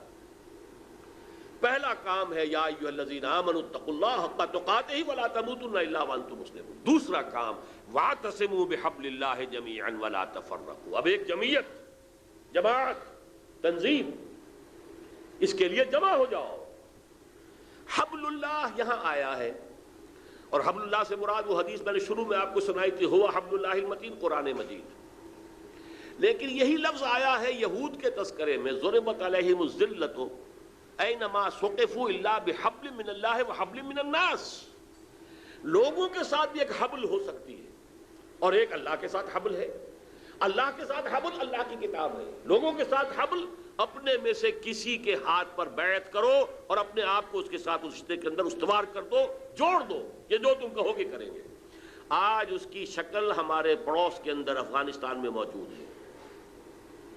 ایران میں ڈائیکاٹمی ہے، ایک صدر بھی بیٹھا ہوا ہے تو ایک وہ جو ہے وہ ان کا جو عالم ہے وہ اس کا نگران بھی موجود ہے. یہ ان کے درمیان کیا بیلنس ہو، جب میں گیا تھا 2 سال ہوئے ہیں تو ان کے درمیان یہ مسئلہ چل رہا تھا کہ کیا بیلنس آف پاور دو ان میں ہو نہیں سکتا. جیسے ہمارے یہاں صدر اور وزیر اعظم کے درمیان کیا بیلنس ہوگا؟ یا درشنی پہلوان ہو جائے گا جیسے آج کل کے ہمارے صدر صاحب ہیں، اور یا یہ ہے کہ پھر وہ صدر وہ ہوگا کہ جو جس وزیر اعظم کو چاہے کان سے مروڑے اور نکال دیں۔ لیکن یہ کہ توحید امیر ایک ہے، امیر المومنین ہے، اس سے بیعت ہے سب کی، جس کو حکم دے، جس کمانڈر کو ہٹائے، جس کو جو وہاں پہ لگائے، اس کا اختیار ہے آنے واحد میں۔ یہی نظام جماعت جب تک نہیں ہوگا وہ ہم کامیابی کی طرف آگے نہیں بڑھ سکتے۔ تیسرا کام کیا ہوگا وہ اگلی آیت میں ہے، وَلْتَكُمْ مِنْكُمْ أُمَّةٌ يَدْعُونَ إِلَى الْخَيْرِ وَيَأْمُرُونَ بِالْمَعْرُوفِ وَيَنْهَوْنَ عَنِ الْمُنكَرِ وَأُولَٰئِكَ هُمُ الْمُفْلِحُونَ۔ تم سے اب ایک ایسی جمعیت وجود میں آ جانی چاہیے جو تین کام کرے۔ میں نے کہا تھا تین کا پہاڑا پڑھوں گا، پہلے تو تین آیتیں ہوئیں، ایک تو پہلے خود اسلام پر عمل پیرا ہو، پھر ایک شخص کے ساتھ بیعت کر کے ایک جمعیت بنو۔ نمبر تین، اس میں تین چیزیں ہیں۔ نمبر تین میں تم سے ایک ایسی جمعیت وجود میں آنی چاہیے جو صرف تین کام کرے۔ الیکشن کا اس میں ذکر نہیں ہے، پاور پالیٹکس کا نہیں ہے۔ یدعون الی الخیر، خیر کی دعوت دیں، یامرون بالمعروف، نیکی کا حکم دیں، وینہون عن المنکر، اور بدی سے روکیں، صرف تین کا۔ وَأُولَٰئِكَ هُمُ الْمُفْلِحُونَ، ان کی ساری محنت سے کوئی اور نتیجہ نکلے نہ نکلے، انہیں تو فلاح مل جائے گی، وہ تو کامیاب ہو جائیں گے اللہ کے ہاں، وہ تو سرخرو ہوں گے۔ اولئک هم المفلحون، وہی ہوں گے فلاح پانے والے جو یہ تین کام کر رہے ہیں۔ بس اس میں جو تیسری شے ہے، تیسری شے، اس کے پھر تین لیول ہیں جو محمد رسول اللہ نے بیان کیے، پھر وہ تین کا عدد میں گنوا رہا۔ تین آیتیں، 102، 103، 104، ایک ایک سٹیپ آ گیا ان میں۔ افراد کی تیاری پہلی آیت، ایک جمعیت، جماعت، تنظیم دوسرا، اس کا کام کیا ہوگا؟ تین، دعوت الی الخیر، امر بالمعروف، نہی عن المنکر، اور نہی عن المنکر کے تین لیولز ہیں۔ من رأى منکم منکرا فلیغیرہ بیدہ فإن لم یستطع فبلسانہ فإن لم یستطع فبقلبہ وذلک اضعف الایمان۔ ابو سعید خدری سے روایت ہے، مسلم شریف کی روایت ہے، اے مسلمانوں، تم میں سے جو شخص بھی کسی بدی کو دیکھے اس کا فرض ہے کہ اسے طاقت سے روکے، بدلے اسے، یغیرہ بیدہ، طاقت سے۔ فإن لم یستطع، اگر اس کی استطاعت نہ رکھتا ہو، فبلسانہ، زبان سے تو کہے، اللہ کے بندے باز آ جاؤ، مت کرو، چھوڑ دو ان چیزوں کو، یہ غلط کام ہے، یہ تو کرو، زبان تو کھولو۔ فإن لم یستطع، اگر اس کی بھی طاقت نہ ہو، اور اس کی دو ہی شکلیں ہو سکتی ہیں، یا تو اپنے اندر ہمت نہیں ہے اتنی، یا یہ کہ حالات ایسے بنا دیے گئے کہ زبان کھولنے پر بھی زبان کھینچی جا رہی ہو، جیسا کہ سعودی عرب میں ہے۔ کتنے علماء اس وقت جو ہے وہاں پابند سلاسل ہیں، سڑ رہے ہیں بہت جیلوں کے اندر، صرف اس بات پر کہ یہ امریکن افواج یہاں کیوں آ گئی ہیں، نہیں بول سکتے۔ اب ان کے خطبے لکھے ہوئے آتے ہیں، وہی ان کو پڑھ کے سنانے ہیں، اپنے منہ سے کچھ نہیں کہہ سکتے۔ حالات ایسے ہو گئے تو کیا کرے گا آدمی؟ تو فبے قلب ہی، دل سے نفرت تو شدید ہو، ریکنسائل تو نہ کریں، ان کے ساتھ معاونت تو نہ کریں، ان کی چاکری تو نہ کریں، اس کو ذہن تسلیم تو نہ کریں، اسے دل سے تو نہ مانیں، نفرت ہو۔ اور فرمایا وَذَلِكَ أَضْعَفُ الْإِيمَانِ، یہ ایمان کا کمزور ترین درجہ ہے۔ بس اسی میں وہ آخری سٹیج بھی ہے۔ اب ایسی جو بھی جمعیت ہو، ہم نے اللہ کا نام لے کر تنظیم اسلامی کے نام سے ایک ایسی جمعیت ہم بنا رہے ہیں، اللہ کرے کہ وہ معتدبے ہو جائے، اتنی بڑی ہو جائے۔ ابھی تو ہم یہ کہ کہتے ہیں بھائی یہ نہ کرو اور یہ کرو، دیکھو خدا کے لیے باز آ جاؤ، یہ کام نہ کرو۔ ہم نے کافی وقت لگایا ہے، پیسے خرچ کیے ہیں، محنتیں کی ہیں، ان کے ہاتھ ان کے سامنے خوش آمدیں بھی کی ہیں۔ جب میں جا کر ملا ہوں، میرے آنکھوں میں آنسو بھی آ گئے تھے۔ میں نے کہا تھا میاں نواز شریف صاحب، آپ کو نہیں پتا یہ ملک کیسے بنا ہے، یہ ہمیں معلوم ہے۔ جو 20 دن میں پیدل چل کر حصار سے سلیمان کی ہڑوک پہنچے، انہیں پتا ہے یہ ملک کیسے بنا تھا، اور ہر قدم پر آگ اور خون کے دریا تھے، ہر لحظہ حملے کا خطرہ تھا کہ ابھی سکھوں نے حملہ کیا اور ابھی ہندوؤں نے حملہ کیا، اور وہ تو اللہ نے بچانا تھا اس قافلے کو۔ 95,000 کا قافلہ تھا، بلیالی سے شروع ہوا تھا، ضلع حصار کا، راجپوتوں کا ایک گاؤں، وہاں سے شروع ہو کر حصار سے بھی کچھ لوگ شامل ہو گئے، میرے والد صاحب بھی، وہ اس میں گڈھا خرید کر ہم شامل ہو گئے۔ 10 میل لمبا تو گڈھے کی قطار بنتی تھی اس کی، اور روزانہ 10 میل کا اس کا فاصلہ تھا۔ 20 دن، 3 دن پڑاؤ ہو گیا، قلعہ والی میں قلعہ گڑ گیا۔ قلعہ والی کوئی جگہ ہے ضلع فیروز پور کا، ورنہ اس سے آگے جو ہے طے ہو چکا تھا، جو انڈین آرمی آ رہی تھی ہمارے ساتھ اسکورٹ کا، اس کا وہاں کے سکھوں سے فیصلہ ہو چکا، سودا ہو چکا، اور یہ کہ اب ہم چھوڑ دو گے اور ہم سب کو لوٹیں گے اور قتل کریں گے اور ماریں گے۔ اللہ کا کرنا ایسا ہوا 3 دن وہاں پڑا اور پاکستانی فوج وہاں پہنچ گئی، اس نے چارج لے لیا۔ انہیں پتا نہیں تھا کہ اسکورٹ بدل گئی، انہوں نے حملہ کیا، پھر جو ان کی پٹائی ہوئی اللہ نے بچایا، ورنہ پورے قافلے کٹے ہیں، ختم ہوئے، پوری ٹرینیں آئی ہیں کہ کوئی سسکتا ہوا تڑپتا ہوا ایک آدمی جو ہے اس پوری ٹرین کے اندر سے بچا ہوا آیا ہے، باقی سب کی ٹرین ختم ہوئی۔ پاکستان اس طرح بنا تھا، میرے آنکھوں میں آنسو آ گئے تھے۔ میں نے کہا آپ کو کیا پتا پاکستان کیسے بنا ہے، لیکن یہ کہ اس کو کس لیے، کن امیدوں سے، کن ارمانوں سے ہم نے یہ ملک بنایا تھا۔ تو خدا کے لیے پہلا قدم اٹھائیے، اس دستور کے اندر جو منافقت ہے اس کو نکالیے تاکہ گاڑی چلے۔ ہم نہیں کہتے کہ کوئی خونی انقلاب آئے، یہاں پر دستور کی گاڑی ہو جائے گی۔ آپ فیڈرل شریعت کورٹ کے اوپر سے پابندیاں ہٹا دیجئے، فیڈرل شریعت کورٹ کے ججز کا بھی معیار جو ہے ہائی کورٹ اور سپریم کورٹ کے ججوں کے مساوی کیجئے، پھر یہ کہ ان کے ہاتھ کھول دیجئے۔ جس شے کو وہ کہتے ہیں کہ یہ حرام ہے، میں نے ضیاء الحق سے یہ کہا تھا، یہ 5 جولائی 1982 کی بات ہے، جب میں یہی گورنر ہاؤس میں ان سے ملا ہوں، میں نے کہا تھا آپ اپنے ماتھے پر کلنک کا ٹیکا لیے پھر رہے ہیں۔ میں نے تو محاورہ بولا تھا، پھر مجھے خیال آیا کہ میں نے کیا کہہ دیا، ان کے ماتھے پر چونکہ محراب تھا بنا ہوا سجدے کا۔ تو بہرحال انہوں نے، بہت سمجھدار متحمل آدمی تھے، انہوں نے اس کو نظر انداز کیا، کیوں آپ یہ کہہ رہے ہیں؟ میں نے کہا دیکھیے آپ نے فیڈرل شریعت کورٹ بنائی، اپنے ہینڈ پکڈ ججز اس میں رکھے ہیں۔ ایک ملک غلام علی صاحب ہوتے تھے مرحوم، اللہ تعالیٰ مغفرت کرے، مولانا مودودی کے ساتھیوں میں سے، ایک پیر کرم شاہ صاحب تھے، ایک یہ تقی عثمانی صاحب تھے۔ ان کے علم پر، تقوی پر، تدین پر، دیانت پر، فراست پر آپ کو اعتماد ہے تبھی آپ نے پک کیا ہے کہ ہاں۔ میں نے کہا پھر آپ نے ان کے ہاتھ باندھ دیے کہ فیملی لاس پر بھی بات نہیں کر سکتے۔ بھئی مالی قوانین کے ضمن میں آپ کہہ سکتے ہیں کہ ایک دم نظام نہیں بدل سکتا، یہ طوفان آ جائے گا، اس میں وقت لگے گا، ٹھیک ہے۔ آئلی قوانین جس کو انگریز نے نہیں چھیڑا، پورے جو ہے یہاں حکومت کر کے چلا گیا، اس نے ہمارے جو ہے پرسنل لا کے اندر ہاتھ نہیں ڈالا۔ مسلمانان بھارت نے آج تک ہندوؤں کو جو ہے اپنے پرسنل لا میں دخل اندازی کی اجازت نہیں دی، اور انہوں نے مارے کھائی ہیں سینکڑوں نے جو ہے۔ جب وہ ایک شاہ بانو کیس کا فیصلہ آ گیا تھا جس میں دخل اندازی ہو رہی تھی، سینکڑوں مسلمانوں نے جانے دی ہیں، تب جا کر جو ہے راجیو گورنمنٹ نے گھٹنے ٹیکے ہیں کہ یہاں پر مسلمانوں کے پرسنل لا کے اندر کوئی عدالت دخل نہیں دے سکتی۔ اور تم نے وہ قانون بنا دیے جن کو سب نے کہا کہ یہ غیر اسلامی۔ میں نے کہا یہ میں یہ نہیں کہتا، جو میں کہتا ہوں وہ آپ کریں، آپ اپنی عدالت کے ہاتھ کھول دیجئے۔ چودھری غلام احمد پرویز اس وقت تک زندہ تھے، میں نے کہا کہ وہ چونکہ وہ ہیں مصنف ان آئلی قوانین کے، ایوب خان کے دور میں جس شخص نے بنا کر دیا تھا یہ آرڈیننس، میں نے کہا وہ بھی آ جائیں، آرگو کر لیں کہ یہ کتاب و سنت کے منافی نہیں ہے، میں خوش، عدالت کا ہاتھ کھول۔ تو پھر یہ ان خواتین کو کون مطمئن کرے گا؟ میں نے کہا یہ آپ کی سوچ کا عالم ہے، تو یہ لیجئے میں اپنا استعفیٰ لکھ کے لایا ہوا ہوں ساتھ، میں نے استعفیٰ دیا شورا سے۔ سیدھی سی بات یہ، لیکن نہی عن المنکر باللسان تو کرتے رہے نا، گونگے شیطان تو نہ بنے، کہے تو صحیح کہ صحیح کام یہ ہے یہ کرو اور یہ غلط کام ہے مت کرو۔ لیکن جب یہ جمعیت اتنی ہو جائے، اتنی طاقتور ہو، میرے اندازے میں 2 لاکھ افراد، 14 کروڑ میں 2 لاکھ کتنے فیصد بنیں گے؟ اس ملک میں سے نہیں نکل سکتے، لیکن شرط یہ ہو کہ وہ اپنی ذات پر اسلام نافذ کر چکے، اپنے گھر میں نافذ۔ یہ ہے سب سے بڑی مشکل منزل، یہی کٹھن ہے قوموں کی زندگی میں، اپنی ذات۔ یہ نہیں ہے تو کچھ نہیں، یہ نہیں تو بابا پھر سب کہانیاں، پھر گھر میں بیٹھیے، اسلام کو بدنام نہ کیجئے۔ آئیے اس پر کاربند ہو کر پھر ایک شخص سے بیعت کیجئے، پھر جب تک وہ تعداد کافی نہیں ہے، دعوت الی الخیر، امر بالمعروف، نہیں وہ سب زبان سے ہوگا، قلم سے ہوگا، ویڈیو سے ہوگا، آڈیو سے ہوگا، اخبارات سے ہوگا، کتب سے ہوگا، جرائد سے ہوگا، سب باللسان ہے۔ لیکن جب طاقت اتنی ہو جائے کہ یہ قیادت جو ہے اس جماعت کی محسوس کرے کہ now we can risk a head on collision with the system establishment، تب وہ میدان میں آئے، اب ہاتھ سے روکیں گے، اب نہیں ہونے دیں گے یہ غلط کام، یہ حرام کام نہیں ہونے دیں گے، یہ ہم نہیں ہے، یہ نہیں۔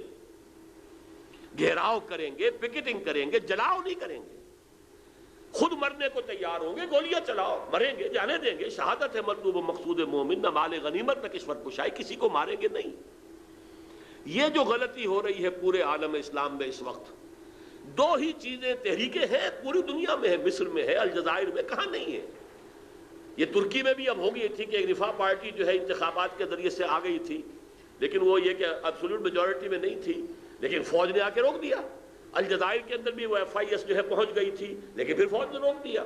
پھر لیکن بیلٹ کا رستہ رکتا ہے تو بلٹ پہ آ جاتے ہیں۔ ترکی میں ابھی نہیں آئے ہیں، وہاں کے حالات ایسے نہیں ہیں، لیکن الجزائر میں تو یہی ہوا، مصر میں یہی ہو رہا ہے۔ لہذا یہ دونوں کام غلط ہیں۔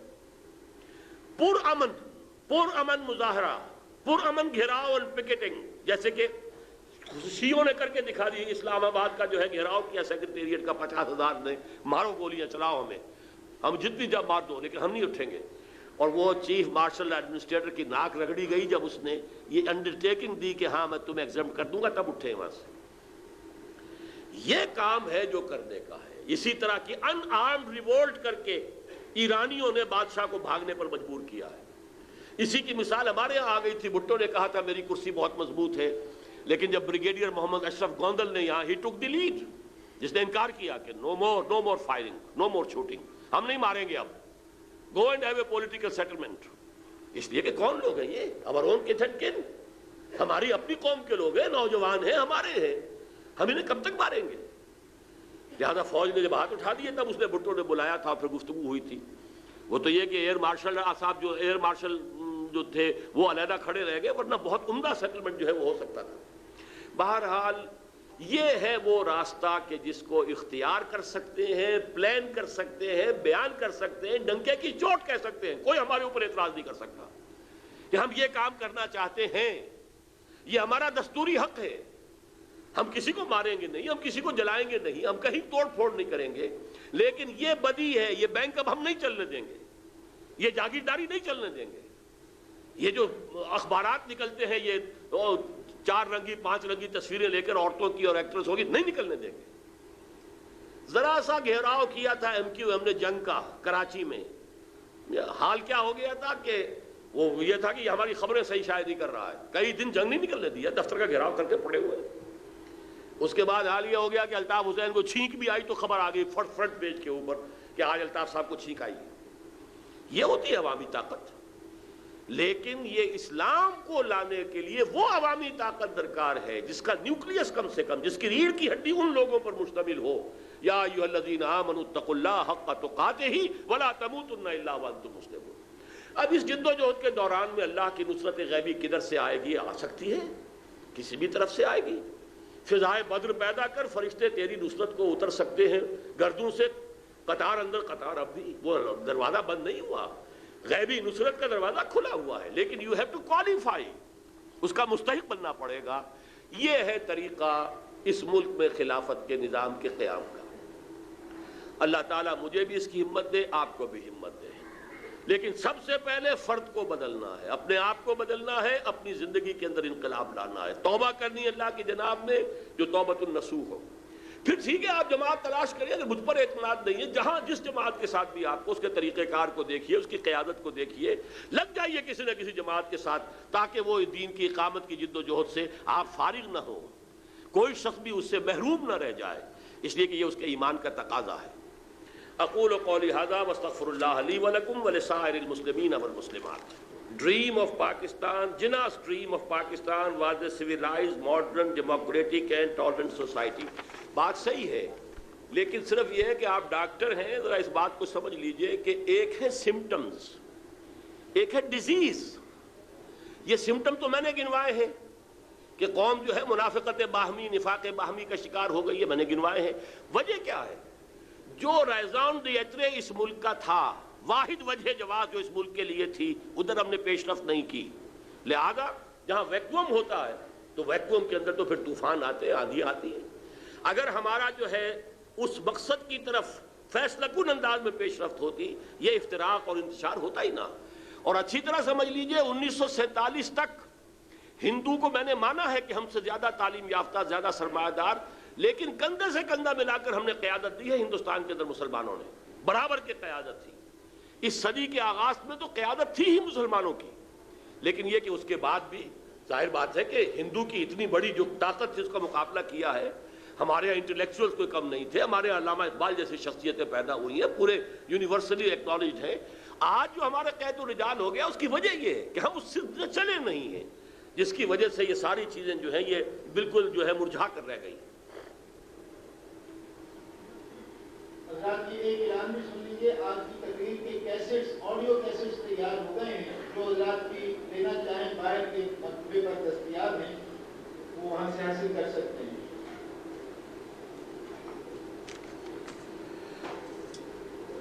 طالبان کی اسلامی ریاست کے بارے میں آپ کا کیا خیال ہے؟ اگر وہاں عمر خلیفۃ المسلمین ہیں تو ہم مسلمانوں کو ان کے ہاتھ پر بیعت کر لینی چاہیے یا کہ نہیں؟ حدیث آپ صلی اللہ علیہ وسلم نے فرمایا کہ جو شخص خلیفہ کی بیعت سے ایک بارش ہاتھ بھی ہٹا تو وہ جاہلیت کی موت مرے گا۔ ابھی تک انہوں نے خلافت کا اعلان نہیں کیا، انہوں نے امارت کا اعلان کیا ہے۔ وہ امیر المومنین ہیں لیکن امارت افغانستان کہلاتی ہے، وہ خلافت کا اعلان نہیں کیا۔ نہ انہوں نے دنیا کے دوسرے مسلمانوں کو اس کی دعوت دی ہے۔ ہم ان کے لیے اچھے جذبات رکھتے ہیں، ان کے لیے ہمارے دل میں ہمدردیاں بھی ہیں۔ آپ کو یاد ہوگا یہ صرف ایک کوئنسیڈنس تھا، صرف اگرچہ میں نہیں سمجھتا کہ میری وجہ سے ایسا ہوا۔ جمعے میں جس روز میں نے کہا کہ طالبان کی حکومت کو تسلیم کرو، تیسرے دن حکومت پاکستان نے تسلیم کیا، یہ فیکٹ ہے۔ اور پھر میری یہ تجویز اب بھی موجود ہے کہ پاکستان اور افغانستان کی کانفیڈریشن ہونی چاہیے۔ ہمیں بھی اب بھارت کے مقابلے میں جو ڈیپتھ چاہیے، ڈیفنس کے لیے ڈیپتھ چاہیے، وہ افغانستان کے بغیر ہمارے پاس نہیں ہے۔ اس حوالے سے یہ میرے نزدیک یہ وقت جو آئے گا تو انشاءاللہ تعالی ہم بہت قریب ہوں گے ایک دوسرے سے۔ سرور خان صاحب نے لمبی بات لکھی ہے، پچھلے 52 سال کے سیاسی حالات، قوم کا اجتماعی مزاج، معاشرتی معاشی عادات و خصائل کا مجموعہ اور ہمارے سب کے کرتوت، مذہبی اور دینی جماعتوں کے درمیان اختلاف سب ایک ہی طرف لے جا رہے ہیں۔ اس سب پر موجودہ سیاستدانوں کا طرز عمل ظاہر کرتا ہے کہ من حیث القوم ہم تباہی کی طرف جا رہے ہیں۔ کیا ان حالات میں علماء اسلام پر واجب نہیں کہ وہ بھی اپنی روش بدلیں، اور جہاں نظام اسلام قائم ہو گیا اور جن لوگوں کے ہاتھوں دین قائم ہو رہا ہے، اب ان کی طرف لوگوں کو بلائیں تاکہ ان کی مدد کے لیے لوگوں کو قائل کریں واضح الفاظ میں، تاکہ خلافت جو کہ قائم ہو گئی تقویت پکڑے اور پوری دنیا میں پھیلے۔ میں نے اس کا ایک جواب تو دے دیا ہے کہ اصل میں ابھی نہ انہوں نے خلافت کا اعلان کیا ہے، نہ انہوں نے تو باقی ممالک کو تسلیم کیا ہوا ہے۔ ان کے سفارت خانے جو ہے پاکستان میں قائم ہے، اس کا مطلب یہ کہ وہ پاکستان کو تسلیم کرتے ہیں۔ اس حوالے سے یہ ملک ہے، ہمیں اپنی کوشش یہاں کرنی چاہیے۔ اور میں نے یہ کہا تھا کہ اتنا فرق ہے، افغانستان اب مذہبی اعتبار سے وہاں چلا گیا، ہم نیچے کھڑے ہیں۔ کچھ ہمارا بھی لیول اوپر آئے، ہم آس پاس برابر ہوں تو پھر ہمارا جو ہے آپس میں جوڑ ملے، ورنہ یہ کہ اندیشہ مجھے سخت ہے کہ کہیں ہماری پختون بیلٹ ہم سے کٹ کر ان کے ساتھ نہ جڑ جائے۔ یہ ہمارے لیے بہت بدقسمتی والی بات ہوگی۔ اور یہ بات صحیح ہے کہ ہم واقعتاً تباہی کی طرف جا رہے ہیں، اسی لیے میں نے آج لفظ مرثیہ استعمال کیا۔ میں مرثیہ کہہ رہا ہوں پاکستان کا، سلطنت خدا داد کا، اس لیے کہ اوور ویلملی حالات جو ہیں اللہ تعالیٰ کی طرف سے کوئی معجزانہ اگر معاملہ نہیں ہوتا ہے کہ اس قوم کے دلوں کو وہ بدل دے، تو حالات تو واقعتاً تباہی کی طرف جا رہے ہیں۔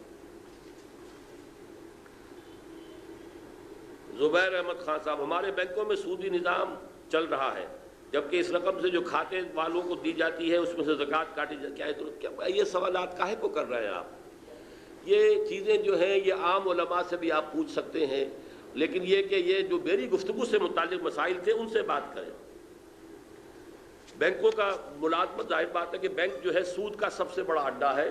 ایک صاحب ایمان اور باغیرت مومن کو وہاں کی ملازمت نہیں کرنی چاہیے۔